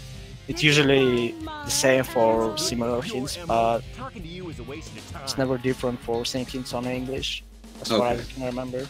Very well. If that's how you want to play. So Shibakee just taking a measured and stable Rouge fight, getting the 69 while he's at it. Very good thing to get on Rouge. And Geek clawing back a little bit of time. There's like half a second coming off there with 1497. I think he's using an instant strat. It kind of looks to what you're doing, but he's doing like 3 drill dive attempts before doing like single one after delay. I didn't notice that before. And so this is exactly what I was talking about before. This is the spot where the result of the race can effectively be determined. Both runners are going to be going for CGSS, Crazy Gadget Skip or Super Skip if you want. And definitely not a free trick. It's possible that both runners could need multiple attempts to get this. So essentially, whoever gets this first definitely has a decisive advantage. Shibakee really needs to get it first try to keep, I think, keep racing in this tournament. Unfortunately, he needs to play another first attempt. Geek's attempt now. Also getting the kill Geek, flame. This is what I mean. This is it. Both runners are just going to be attempting to get out of bounds. Whoever gets out of bounds first try has decent shot at getting That's to the goal another ring. 2-point for Shibakee. It's like one of the hardest Geek's tricks out. to be consistent at. But So Geek just needs to hit the Yeah, goal ring now. It's not bounce. over. He does need to hit the goal ring, but he's in a nice position. That looks good like to he's me. got it. He missed! Barely undershot it. Wow. Wow! Shibakee This... just troubles out of bounds jump. I can't believe what I'm seeing right now. Wow, that's raw. I thought he was like in for sure there. Okay, they're both out of bounds. What is this race? Come I on. can't believe this. Geek's missed again! And Shibakee's in! He actually hit the goal ring Holy- and taking the lead again. That's exactly Wow. what Shibakee need to cover his second match. And Alright, I don't care. I'm calling it right now. This is, for entertainment value and for closeness, this is the best race of the tournament so far. Yeah, I really like it. It's like, I don't know, I really enjoyed watching Seraphim and IDGeek matchup in group stage, but it was only one match. And for now we can see all 3 races in this matchup. Huh. Alright, let's see if Shibakee will actually successfully get his money for this time. It looks good so far. He's got it, and Eggman's going to turn when he reaches the invisible wall. Okay, There you he go. got it at the very end. Yeah. He just And needs to have Eggman is faith. still stucking. Yeah. It wasn't like Doesn't- that accurate, but the general idea worked well. There's an invisible wall on that side of the arena that doesn't affect the player, but it does affect the boss AI for some reason. So when Eggman collides with it, he's actually forced to IDGeek turn is going away. for the same strat. Geek's also getting it, yeah. Oh, He didn't turn! Oh! Yeah, he decided to turn to the back and that Definitely needs to makes play the safe difference. here. He is one hit from death, but he's got it. He Nice. sniped 360 for this. Oh wow. Alright. So basically Shibakee need just play consistently and get this keep like whatever time he can get. I said he'll this get at the first start of the round. race. I'm saying it again at the end of the race. This is Shibakee's race to lose now. He's going for a kind of like in-betweeny approach to Final Rush Skip here, where it's not quite high angle, it's not quite the low angle, but I assume he knows what he's doing. I mean, Final Rush is still not the very last challenge for races. We still have the final boss, which That's can true, act yeah. differently. It looks like he for didn't now- though, so I would be very surprised if he doesn't reach the goal ring by this point, so assuming Looks that's the good case, to me. Shibakee just needs to get 5 hits on Shadow 2, and he's going to stay in contention.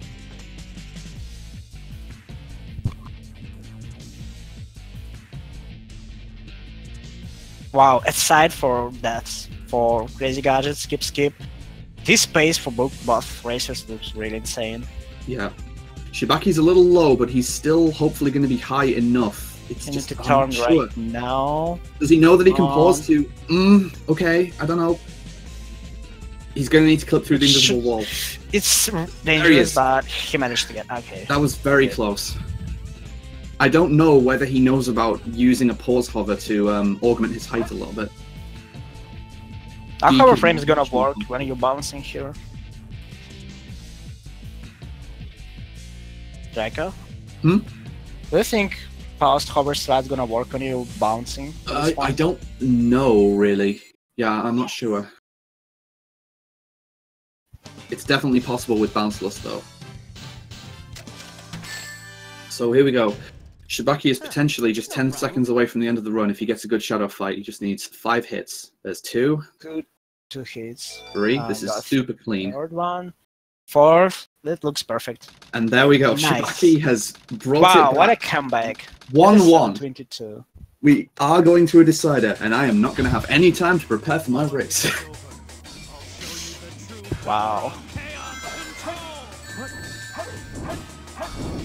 This It's is still gonna match. be 37 minutes for IDGeek, I'm pretty sure. Yeah, Yeah. he's looking good at this fight. He missed the first hit. Still should be good. There we go. 37:48. What a race. Wow. What a race. Game over, Shadow. I am going to be That's back in just 2 minutes very quickly. Alright. What a race.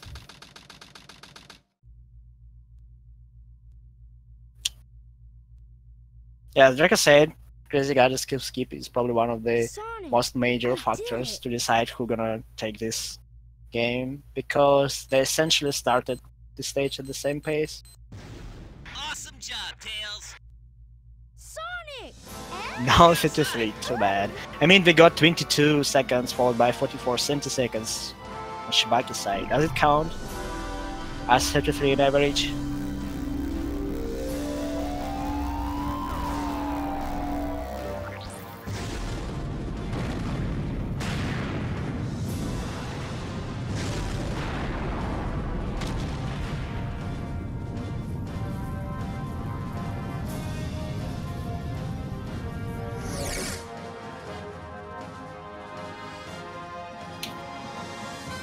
GG to both races. That was a really good run by both.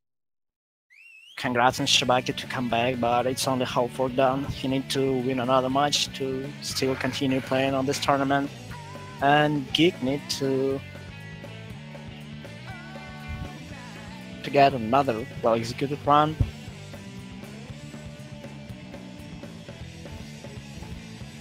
Reminder that winner of this matchup gonna race against Dage, who is currently world record holder, so next matchup at this specific part of playoff break is gonna be as good as this one, I believe.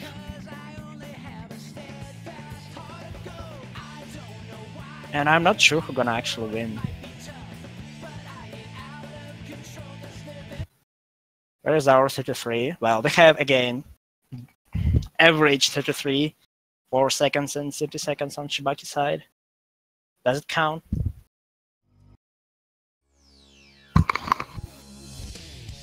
File select.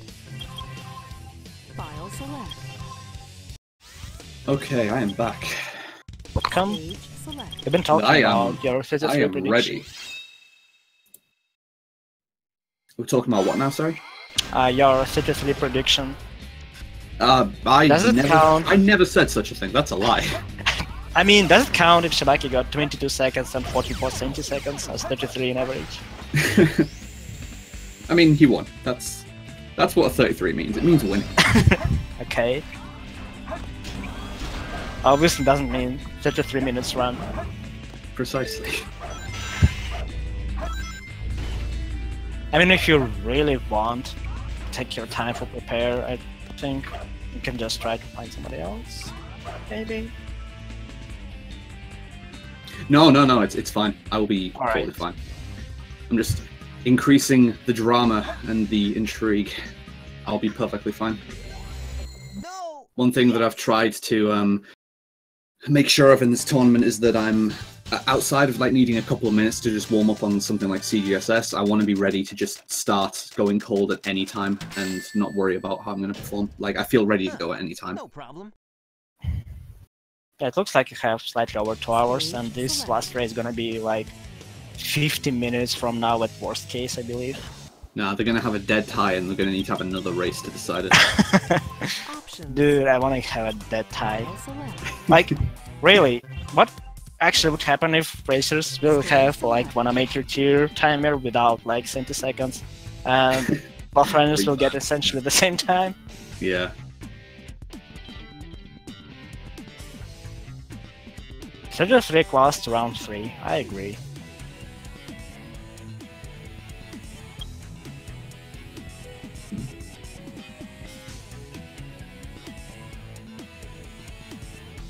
Alright, Shibakee is making new file, and looks like we can start once again any second. IDGeek want to start Dark Story for some reason. I would not blame him. I mean, it's a decent run.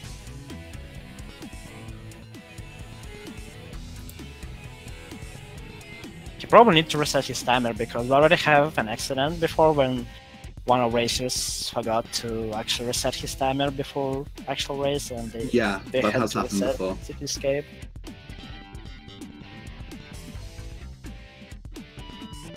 Now, current world record holder is the age itself. We just appeared in chat with the instant answer. Yeah, very nice.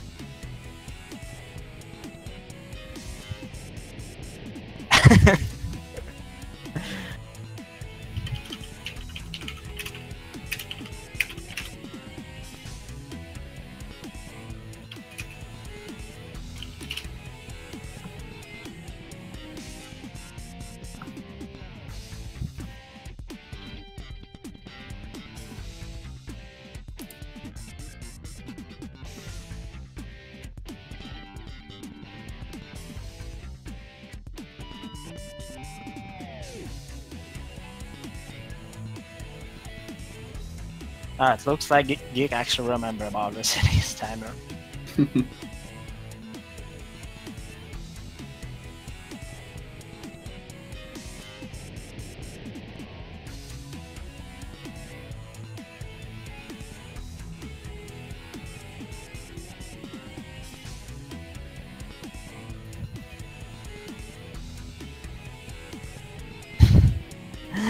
Oh my god. I shouldn't read shitpost channels in Discord. Anyways. There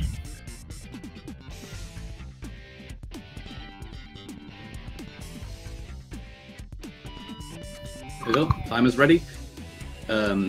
Guys will be ready once IDGeek selects the right story. Hopefully he's not forgotten about that. That would be funny.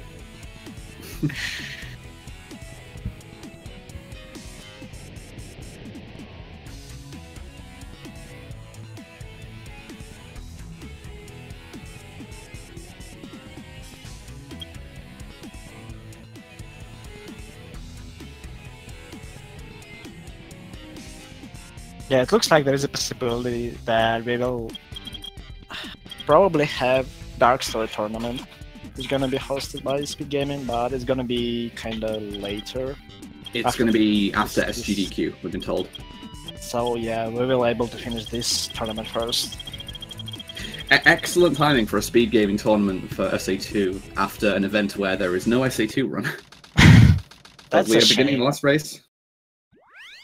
I mean, hey, I Here submitted we it. go. They just didn't take it. Yeah, I know. We had really a lot of good submissions for Sonic games, Yeah. so I felt kinda not very happy about final list games. Either They way, didn't though, ever this is accept it. forces. I don't know, right? It looks so good on very first marathon, which is Sonic Speed. That was like a week ago. This round was insane. So who do you think's going to get CE skip this time?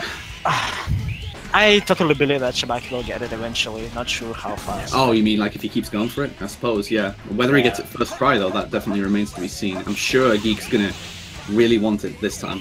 He's got a good jump. Good And he's got attempt. it. He got it.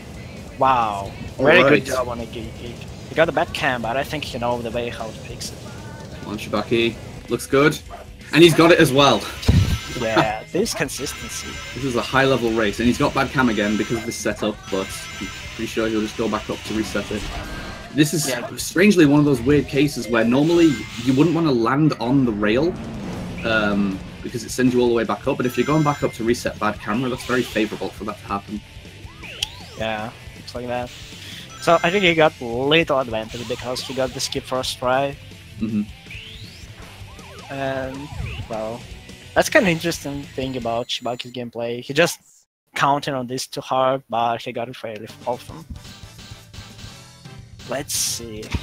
Geek getting a 123 CE, which is very nice. He definitely has an early advantage here. It looks like Shibakee's going to be getting like a 140 something, maybe a 42? Yeah, looks like that. A 142. This game of tag is boring. I'm out of here. I mean, as we've seen so far in these races, Okay. an early lead for one specific player does not mean that they're going to maintain that lead throughout the whole race. Anything can happen, and this is anyone's game. Oh yeah, of course. It happens a lot in this tournament. Alright, good beginning for Bigfoot, for the gig, good third hit. Alright, Yeah. clean fight so A far. very good fight. This is, dare I say it, again, it's Oh very my early to be God. saying it, but this is a legit possible PB attempt for Geek at this point in time.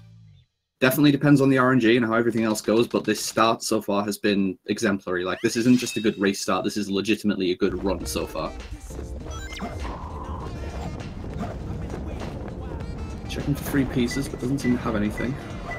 It's like one of the hardest first pieces when you can get like whatever free piece because it's kind of in the middle of the stage.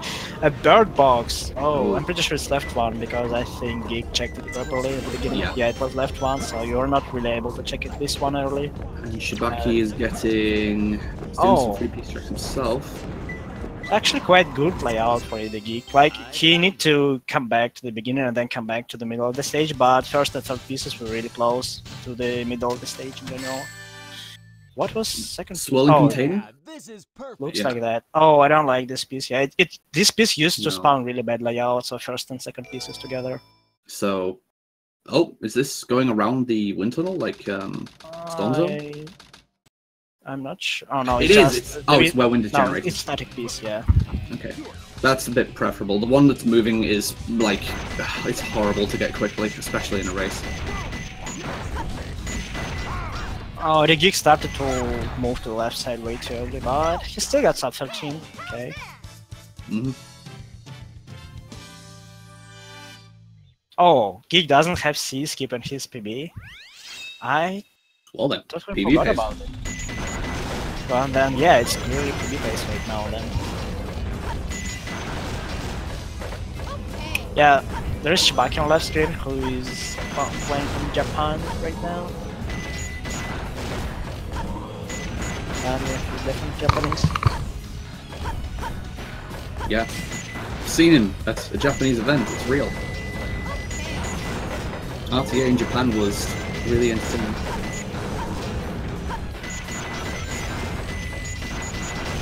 Oh, we get insanely good prison lanes in the first races, by the way. Shibakee got 36 elevator trigger there for IDGeek. That's super good. wow. Shibakee got his best prison lane in the first race, what was 136 flat, and Iggy got his best prison lane on second attempt, what was 135.44 or something. It's crazy good time.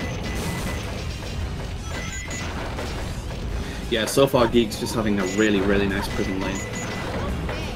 Shibakee got 37 elevator, which is almost as good.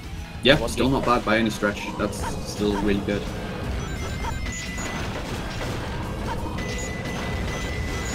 Geek didn't hit early.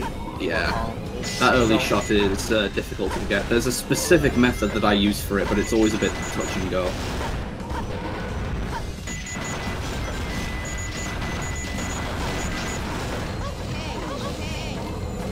Still a 136. 6:04. Wow, that's insane time. Yeah, it's with a mistake like not getting that early lock on. Still, I mean, again, if it can be called a mistake because of how Shibakee got inconsistent it early can lock feel. on with 121 check. 121 check, but he was backtracking from the checkpoint to build up his momentum again, so it's not really clear, I want to say. Yeah, but it's 134, though. 134. Oh my god, it's getting lower and lower. Can I get Super. another race I'm afterwards? telling you, like, he's just, the more he plays, the stronger he's getting. He's just de-rusting, warming up, and he's just firing up that engine. Wow.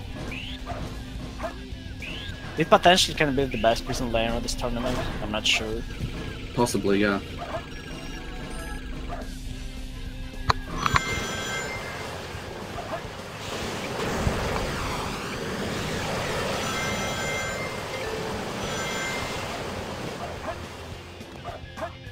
Alright. I guess it's time to save more seconds for Shibakee because the game is probably this stage. Geek's just taking it safe, not going for the pulley skip in Metal Harbor. I think he probably knows that he has a small lead or that he's on a really good run, and he just wants to maintain his pace. I'm sure that's what his mind's focused on right now. Very nice Wow, platform skip 13 there. flat. Another one. Oh, Wow, Shibakee's so Shibakee. good at this pull escape. Wow. Yeah, that was, and that. Oh wow, this is just. Oh, That this was is good. so close. This is good Yeah. right now. This is. Can this be sub 120? Probably. Geek with a 123, which is still not bad. Geek. Still not bad Yeah, at very all. respectable time.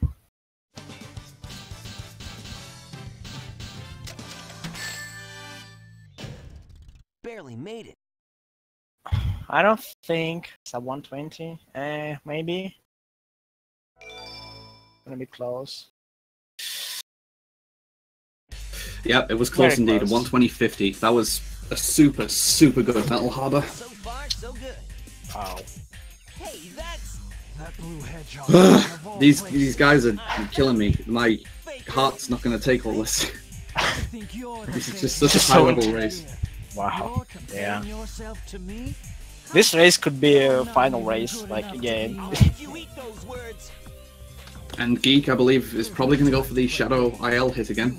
Quote-unquote IL. It's honestly not too tricky. There you go. It's free. It's still more likely like KO strat. Not many runners want to go for it in races. He did barely save time over normal strats, but it's still time save. Yeah, mistimed his approach for the third hit a little bit, but honestly, it's a little intimidating going towards him while he's still jumping, because you will take damage if you run into him while he's jumping. So Shibakee just opting for the safer method. He, once again, doesn't have rings though. Okay, he's got a ring now, and he's just coming out with a 13. I think he's just happy to be through in one piece after last race. Shibakee just trying to play really safe this boss fight. It's kind of annoying to die here because you wait for cutscene, which is like where you need to listen for Shadow talking for 6 seconds and do nothing. Both runners are once again going to have wall run attempts coming up. I'm not sure that either runner so far has had just an exemplary first try wall run with a really clean exit. I don't think. Yeah, both racers were sanked on this Green Forest wall run. They both got loop speed, but Shibakee didn't hit the wall, so he just hit near the... He landed near the spring when he normally need to go for. And IDGeek actually successfully got a wall run with a good mount shot. Speaking of wall runs, he gets the mini one there. Yeah. He's slightly ahead of Shibakee in this race, and let's see if he will successfully got another wall run.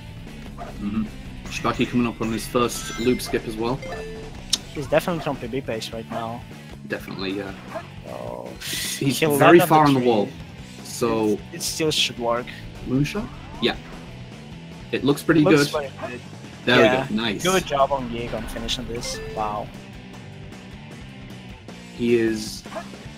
I'm not sure whether he tried to go for the loop speed there, but he didn't hit it either way. Time to shine for Shibakee on this tricky. He's also on the same spot, so he's probably also going to moonshot off. Yeah, I guess so. Looking it looks good. As good as what Geek got. Yeah. Very nice. Both runners getting first try moonshots. Very, very nice. With the same time on last checkpoint, 1-8. Wow. There are just some levels which are like literally the same tier good for both races, like the previous race and this one too. And considering how dynamic this game is and how difficult it is to perform consistently and at a high level, both runners are just doing a fantastic job right now at matching each other blow for blow. RNG, let's go. Very nice first piece for Geek. This is one of the best first pieces you can get in the stage. I don't have any confirmed pieces with this one. Rocket Path? Still not bad. I'll take this. One of the very few pieces which are actually not diggable and they're like second pieces. And you can potentially notice them earlier, but usually never happen with this specific piece because it's just on the side of this mountain. 3 Brothers Tombstone, not bad. Shibakee meanwhile has twin huts. Don't know what this piece is. Looks like it's a church. Looks like it. Geek getting a 38 is a little above average, so he'll be pretty happy with that. The only one on only one on the cliff. Yeah. Okay. So Shibakee would like to see something relatively close by, I'm sure. Going towards Pumpkin. He's losing time either way though, over IDGeek. Where is he going? Oh, is this Sad-Eyed Pumpkin? Looks like it. Yeah. I'm gonna miss this. Yeah. You're gonna miss this one too. Oh no. I was wrong about second. But first one was kinda offside of this. So the RNG is giving Geek approximately another 10 seconds over Shibakee. I wonder if he will try to go for another wall run attempt. Maybe. Oh, he's doing for IGT strats, alright. This is a run. He is on a run right now. Yeah. So probably not to go for wall run actually. Yeah, no? I don't think he will.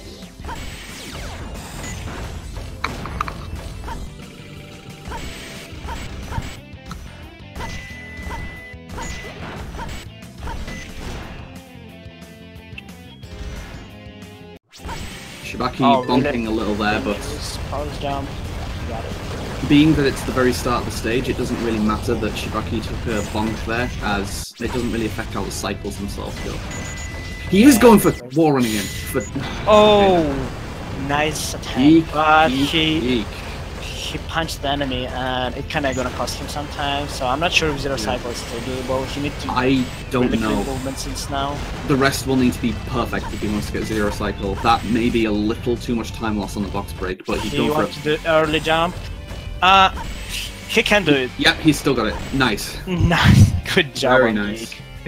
Wow, going. Oh, he also got bodied by this comment shots enemy. It was so close to catch him up, but he jumped early. Wow, good job on Geek. Trying to go for swag and potentially faster strats, which is barely doable. Still got the best possible cycle here.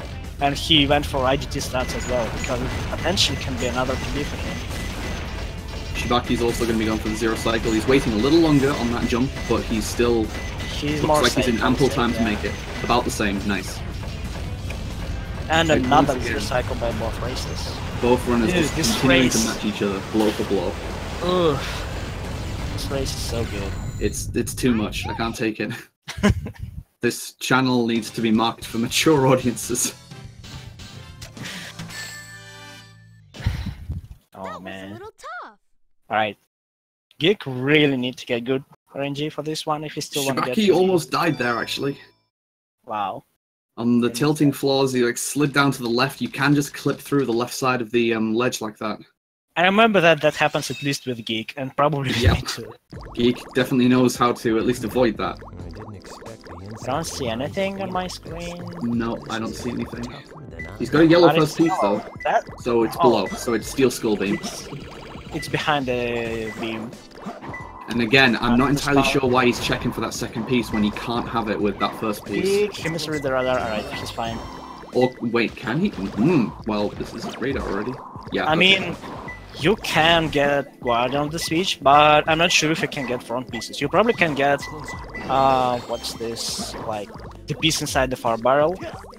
But other than that, probably not worth to check for.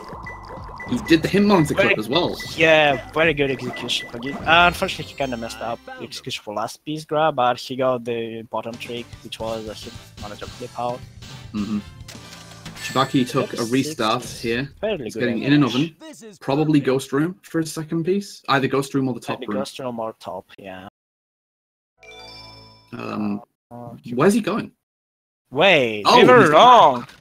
Okay, We were really That's- wrong. that's surprising. I'm surprised that he didn't just Yeah. take the bottom path in that case. He probably said just not to climb. But it looks for me like he tried to check for 3 pieces before. And last piece Maybe, gonna be still yeah. checking Big Room. The top one. Finished with 40. Oh, it's kinda same tier RNG for both races. I think if I'm going to be perfectly frank, just analyzing like the play that I've seen, I think in general, Shibakee's Knuckles is letting him down a little throughout these races. Geek is generally just performing stronger at the Knuckles stages than Shibakee is, I think. To be honest, I consider Knuckles as weakest character for Shibakee because his Sonic is, well, it's like one of the best Sonics probably for runners, and his Tails is fairly competitive. He keep getting best cycles, and he going for really good strats for hidden base, so it potentially can give him something like low 140, I believe, if everything is going right. Mhm. And again, even Prison Lane, he can get as low as 135 or maybe even better. So yeah, Knuckles is probably just weakest player, weakest character for him. Yeah. Geek is just on a incredibly good run right now. Like Shibakee hasn't particularly done anything wrong through this race. Like there haven't been many big mistakes or any deaths, and Geek is still like 40 seconds ahead. And this consistency is crazy. Yeah, totally.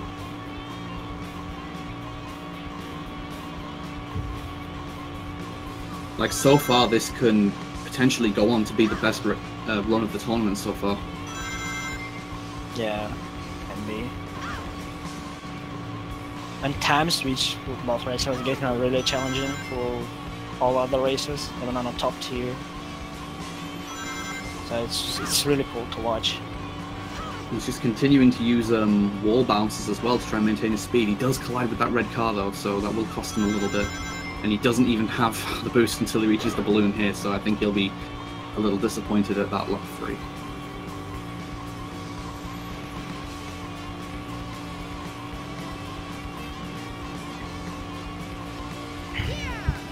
Shibakee still like coming up on where he was. We mentioned he is like about 40 seconds behind, but there's still a lot of the run left, and we did see the crazy gadget shenanigans that happened last race. There could easily be a repeat of that. Geek just got his slowest Route 101 in all 3 matches, and it's still sub 115. It's insane.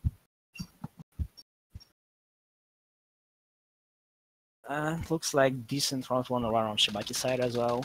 Geek is about to start his first desert stage. Yep. It's hidden base.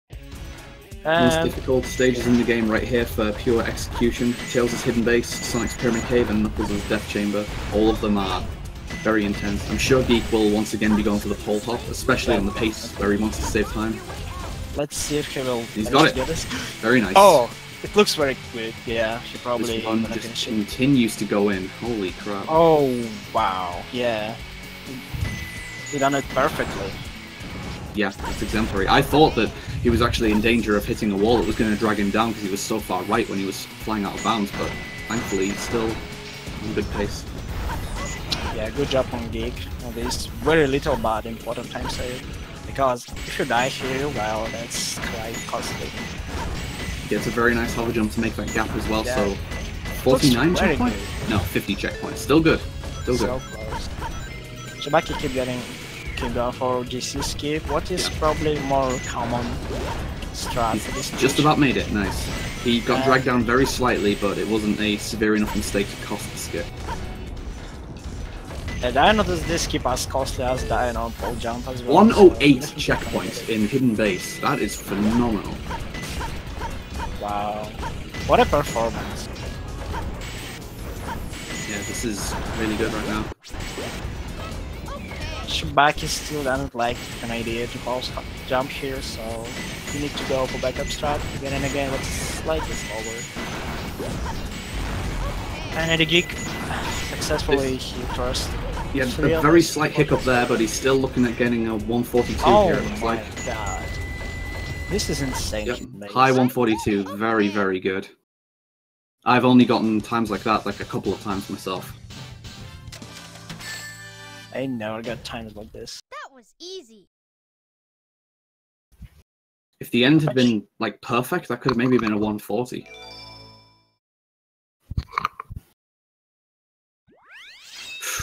Shibakee wow. just turning a little late on that last hover jump, and it didn't quite get him over the invisible wall when he needed it. I'm pretty sure IDGeek is still on PB pace for now. Aquatic Mine wasn't like the best layout sure that it for will be. PB grind, but this run overall still looks very good. I mean, as we were saying, if indeed he didn't have CE skip in his PB, then I would be very surprised if he's not on PB pace right now. Yeah. Shibakee got sub 150 on his side, on his base, what is also really good too. So the runners are going to continue to be approximately 40 seconds apart in Pyramid Cave. Geek in with a really good one. He does need to get this door skip coming up first try to maintain his nice pace. Thankfully the ghost was not aggroed and he's through. Nice. Good job on making first try, second door skip. Definitely. Shibakee's first skip with the hourglass there looked a little awkward, but thankfully it didn't force him into free One or count, two which check. is very bad. Shibakee got 101 on very clean attempt in previous time, and Geek got 107, but it's 102 now. Nice. Yeah, Geek's just firing on all cylinders in this race. This movement looks really clean right now, but it's still not hover. Another bounce to last hourglass. Movement Good bounce was a here. little suspect up that slope, but still fine. He's taken Still zero there. risks here though. Yeah. He already knows that he's on a decent Pyramid Cave, he's just taking no risks. Shibakee, meanwhile, is struggling with this door skip again. Oh, that's rough. He's starting, in my opinion, he's starting a little too far away from the door, and it's making it too difficult. He'd have a lot more success with this if he was a little closer to the door. It should I work. think. No? Wow, that's brutal. It's like 4 failed attempts. He will not be happy with that. That's it's- quite costly. It's going to take quite a big swing from here on out in order for Shibakee to go on to take Oh, this. green And right Geek there. has a green ping. Black and yellow stripes. Okay, Stripes, alright. it's the worst green piece you can get, but it's still okay. It's fairly good anyway, yeah.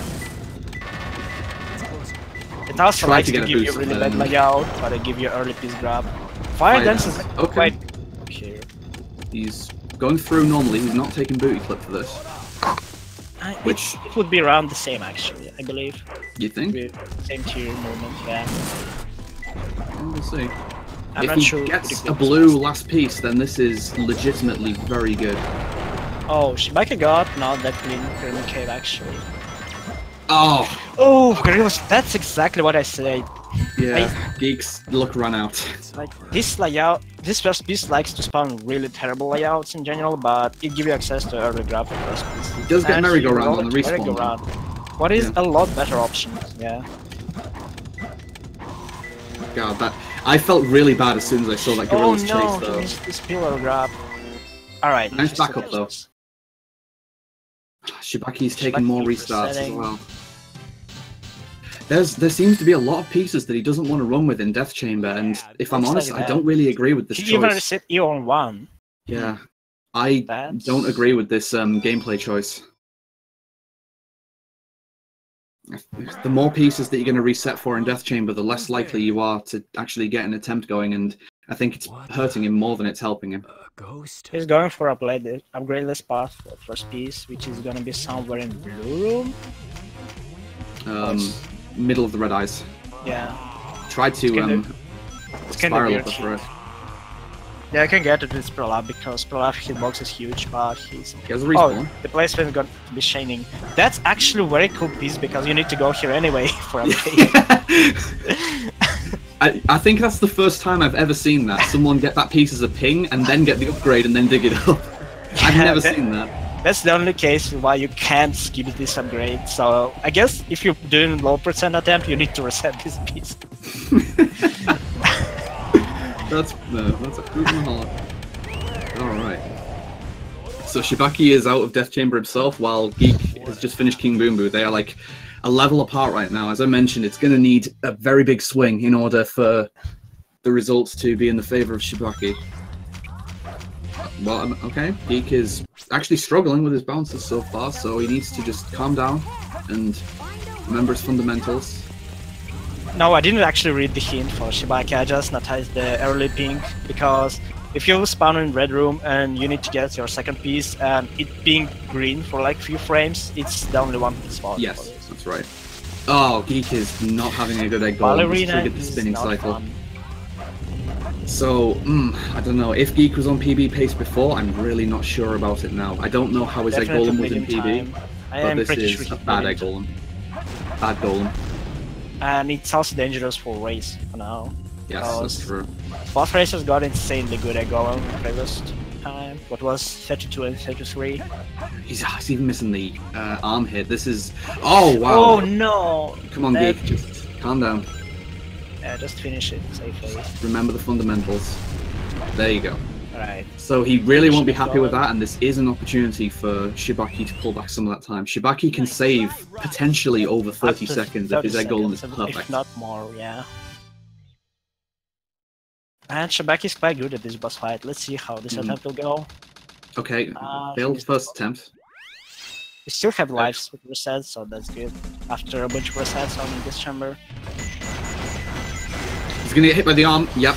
Yeah, it still can. Yeah, he Good managed recovery. to come and attack and raid and land on these platforms instead of falling down and then try to. Oh no! I thought that he was going to get hit out of the air again while he had 0 rings. I was. That was scared. so scary, dude.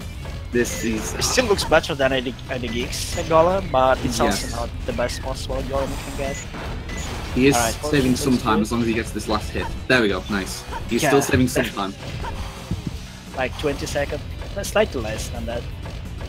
Like 19. And looks like the geek. What is this space? I want to see these platforms. Looks like first cycle game. Definitely. Yeah. Oh yeah, with the platform where it was there, definitely. This is a potential 103 check again. He is saving a little bit of time over what other runners could expect to get at the missile pad by running over it. Okay, it's a low 104. Still very, very good. Yeah, got I'm really unconvinced by the choice of strats that he uses relative to his pace, though. There's a lot of high-risk strats that he uses that really aren't necessary on the pace that he's on. And yeah, it actually forced him to slow down a bit there again. I know exactly what you mean, but to be honest, I heard you mention before that weak kill on this artificial chaos is risky, but I personally don't agree with this. Because if you used to this strat as the only option since you started to actually speedrun, it's fairly consistent every time.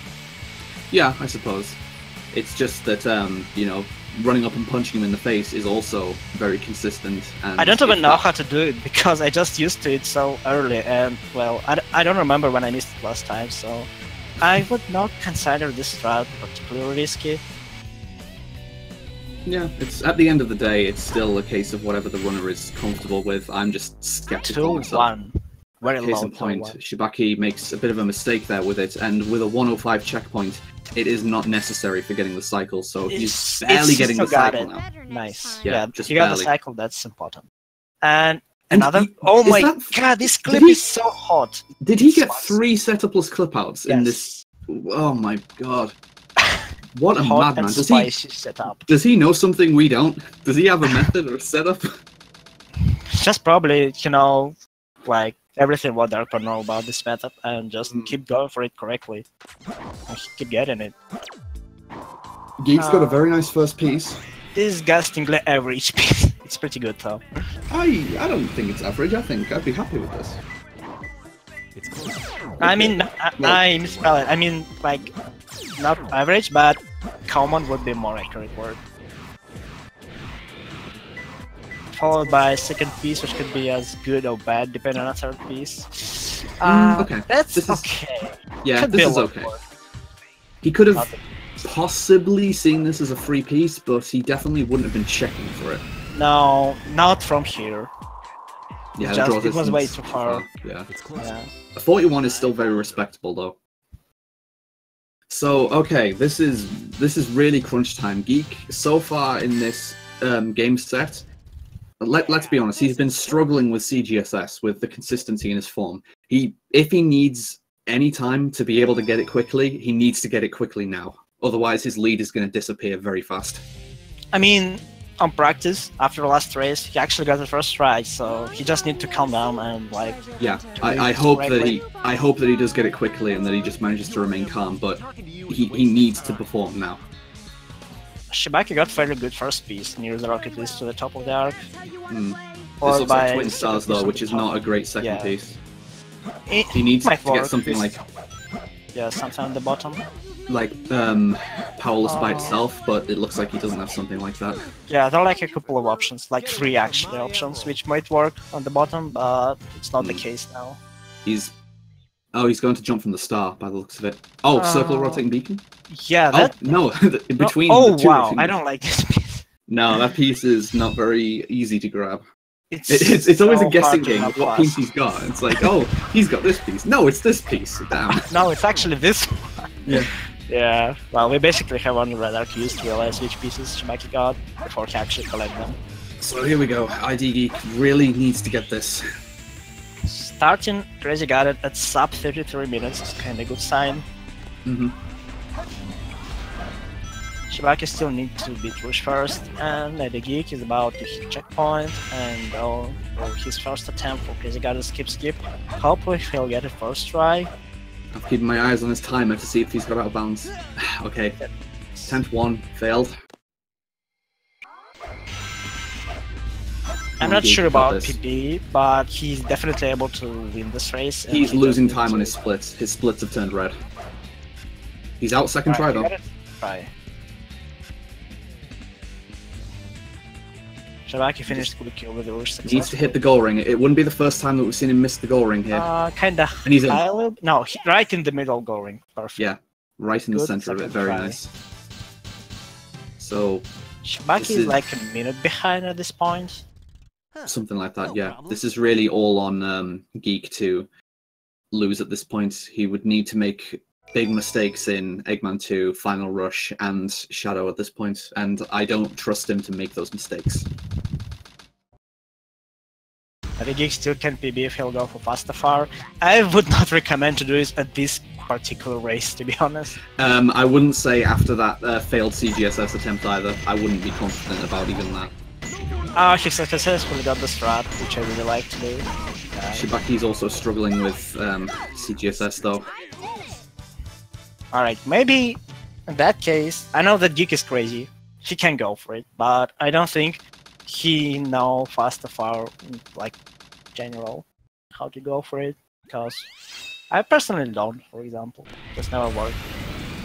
And Shibakee keep tying on one of the hardest skips. Oh wow, the Geek missed the rail at the beginning of it. Had to reset. Shibakee's out for CGSS after a couple of attempts. Just needs to hit the goal ring. It's looking good. Position's looking nice. And there he is, he's in. Yeah, he finished Crazy Gadget and Geek. Now he's going for a regular skip. Yeah. So as long as he just remembers what he needs to do, doesn't take any unnecessary risks, he should get to the end without any problems. I've noticed the times that he's done this, he's had a lot of height at the end of the skip. Still looks like another pace for low 37 or maybe even 36, I'm not sure. 36, I believe, yeah. His timer's not even coming up to 35 yet. Alright, I believe Shibakee will go for the same strat again because, well, it's consistent and if you feel comfortable with this, there is no reason to go for it. He released the homing shot a little too early. Yeah, like a few frames, and it kinda makes this fight slightly longer. Oh, he had troubles with... has some troubles with hitting Eggman afterwards. Yeah, he wanted to just turn around quickly to fire a shot upwards, but Tails decided to do a pivot turn on the spot, which really does influence the direction of the shot. Yeah, Geek started losing time early because he died at the beginning of Final Rush. Well, not died, but just reset because he missed the rail, and, well, he would essentially die. So at this rate, this looks like this is going to be, by my estimate, a low 36. Like, probably 36 OX. Yeah, I miscalculated. It's definitely 36 pace on Geek hand. Or maybe... Wait, how much text do you have? Shibakee missing a rail himself in Final Rush. It's barely over 36 flat. Yeah. Best scenario.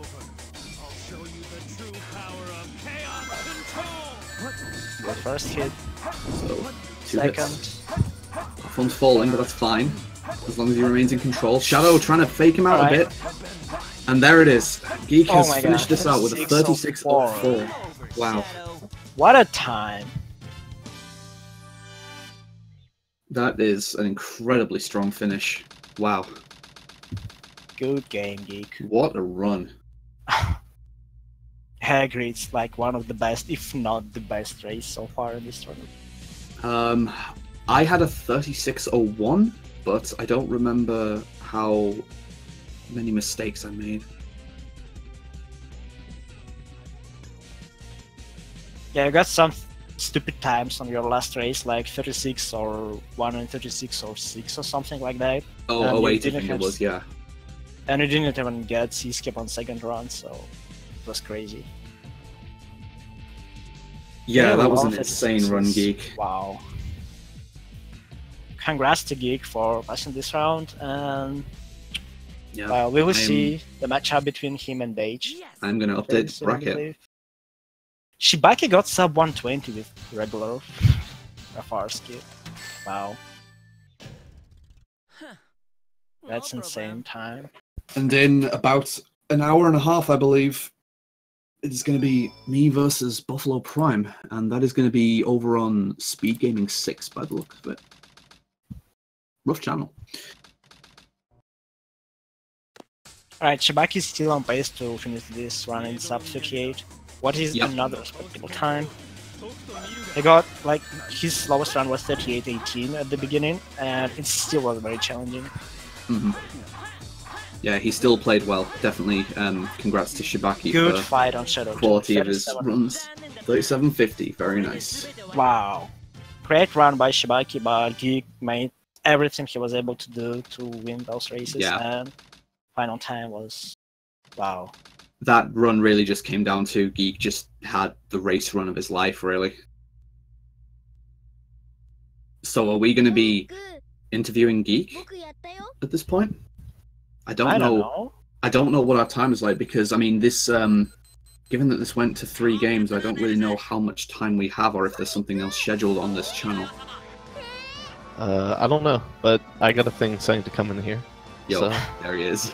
you know, Yeah, congratulations, dude. That was a really entertaining set of races, and that last race in particular was really quick. What do you think of how you played?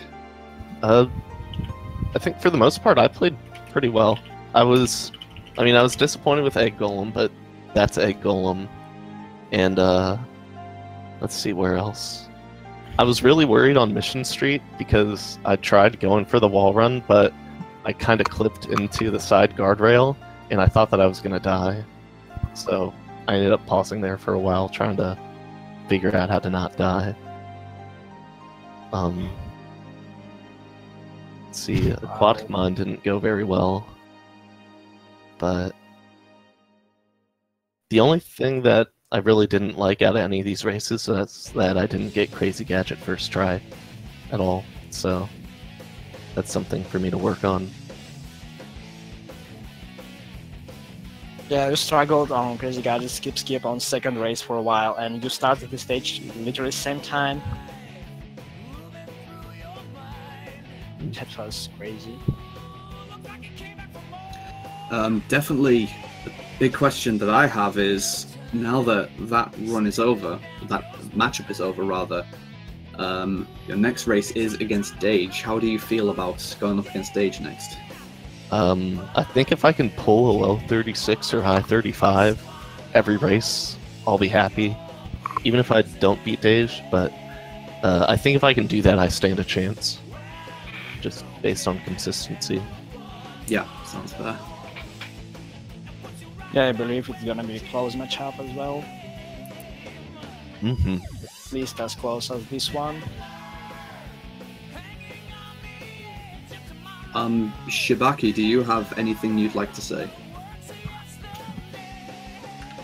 Oh, GG. Nice one. Good game. I mean, GG is an appropriate term to use because those races, I mean, I don't think you'll have been able to hear us during the races themselves. I was saying that this, I think, has been the best set of tournament races so far. Just, you guys were very close together in so many spots, and it was very entertaining to watch. Yeah, this performance at certain levels, like when you both got like Zero Cycle on Mission Street, when you both got 124 on the Green Forest, and it was basically synced, or like almost like that. Wow.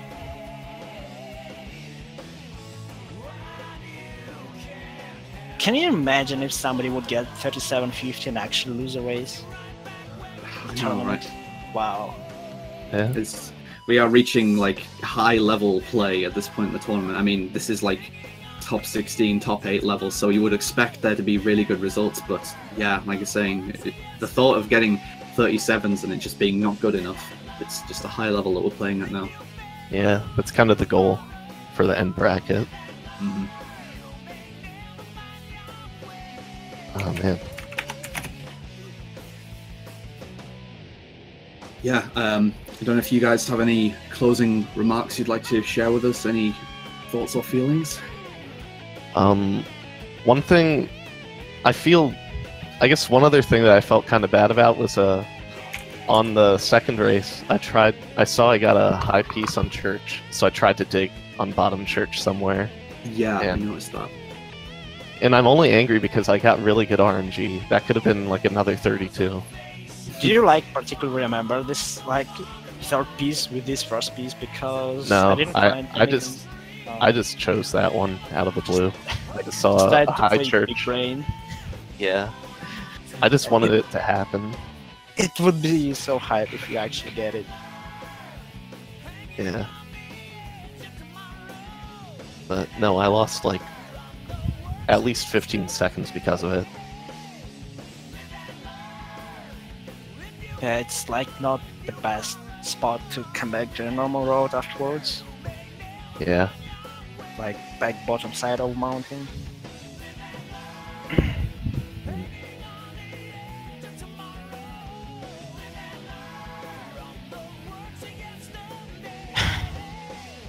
Geek, how dare you to forget to get an upgrade?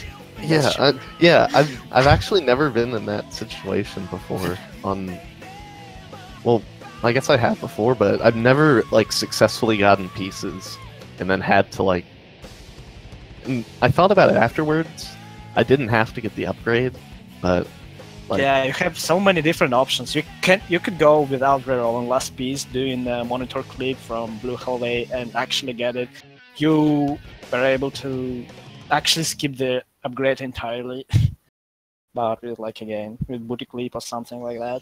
yeah, I just figured I was already like on my way to red. I just didn't know that I didn't have it. I thought that I don't know.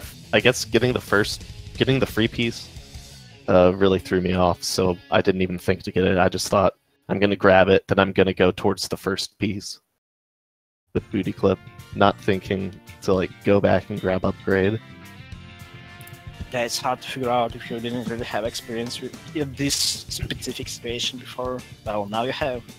Yep.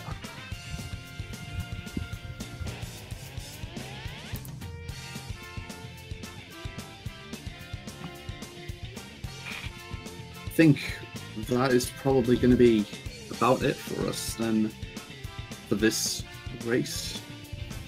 All right. What's the next race? What's the other one today? In about an hour and a half, I'm going to be racing Buffalo Prime over on Speed Gaming 6 by the looks of it. Oh, okay.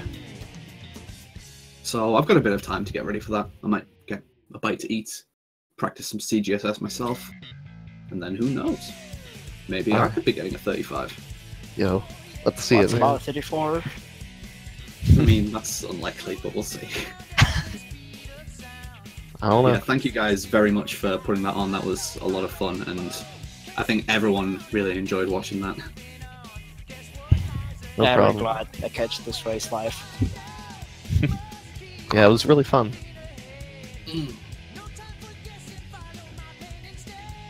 So, yeah, I think that's going to be about it from us, and I'm not really sure what Speed Gaming this channel has on next, but you know, as I mentioned, if you want more Sonic Adventure 2, that's going to be in about 90 minutes over on Speed Gaming 6, and I am going to take my leave for now, so that, as I said, I can just do a bit of preparation, and I will see you guys again soon.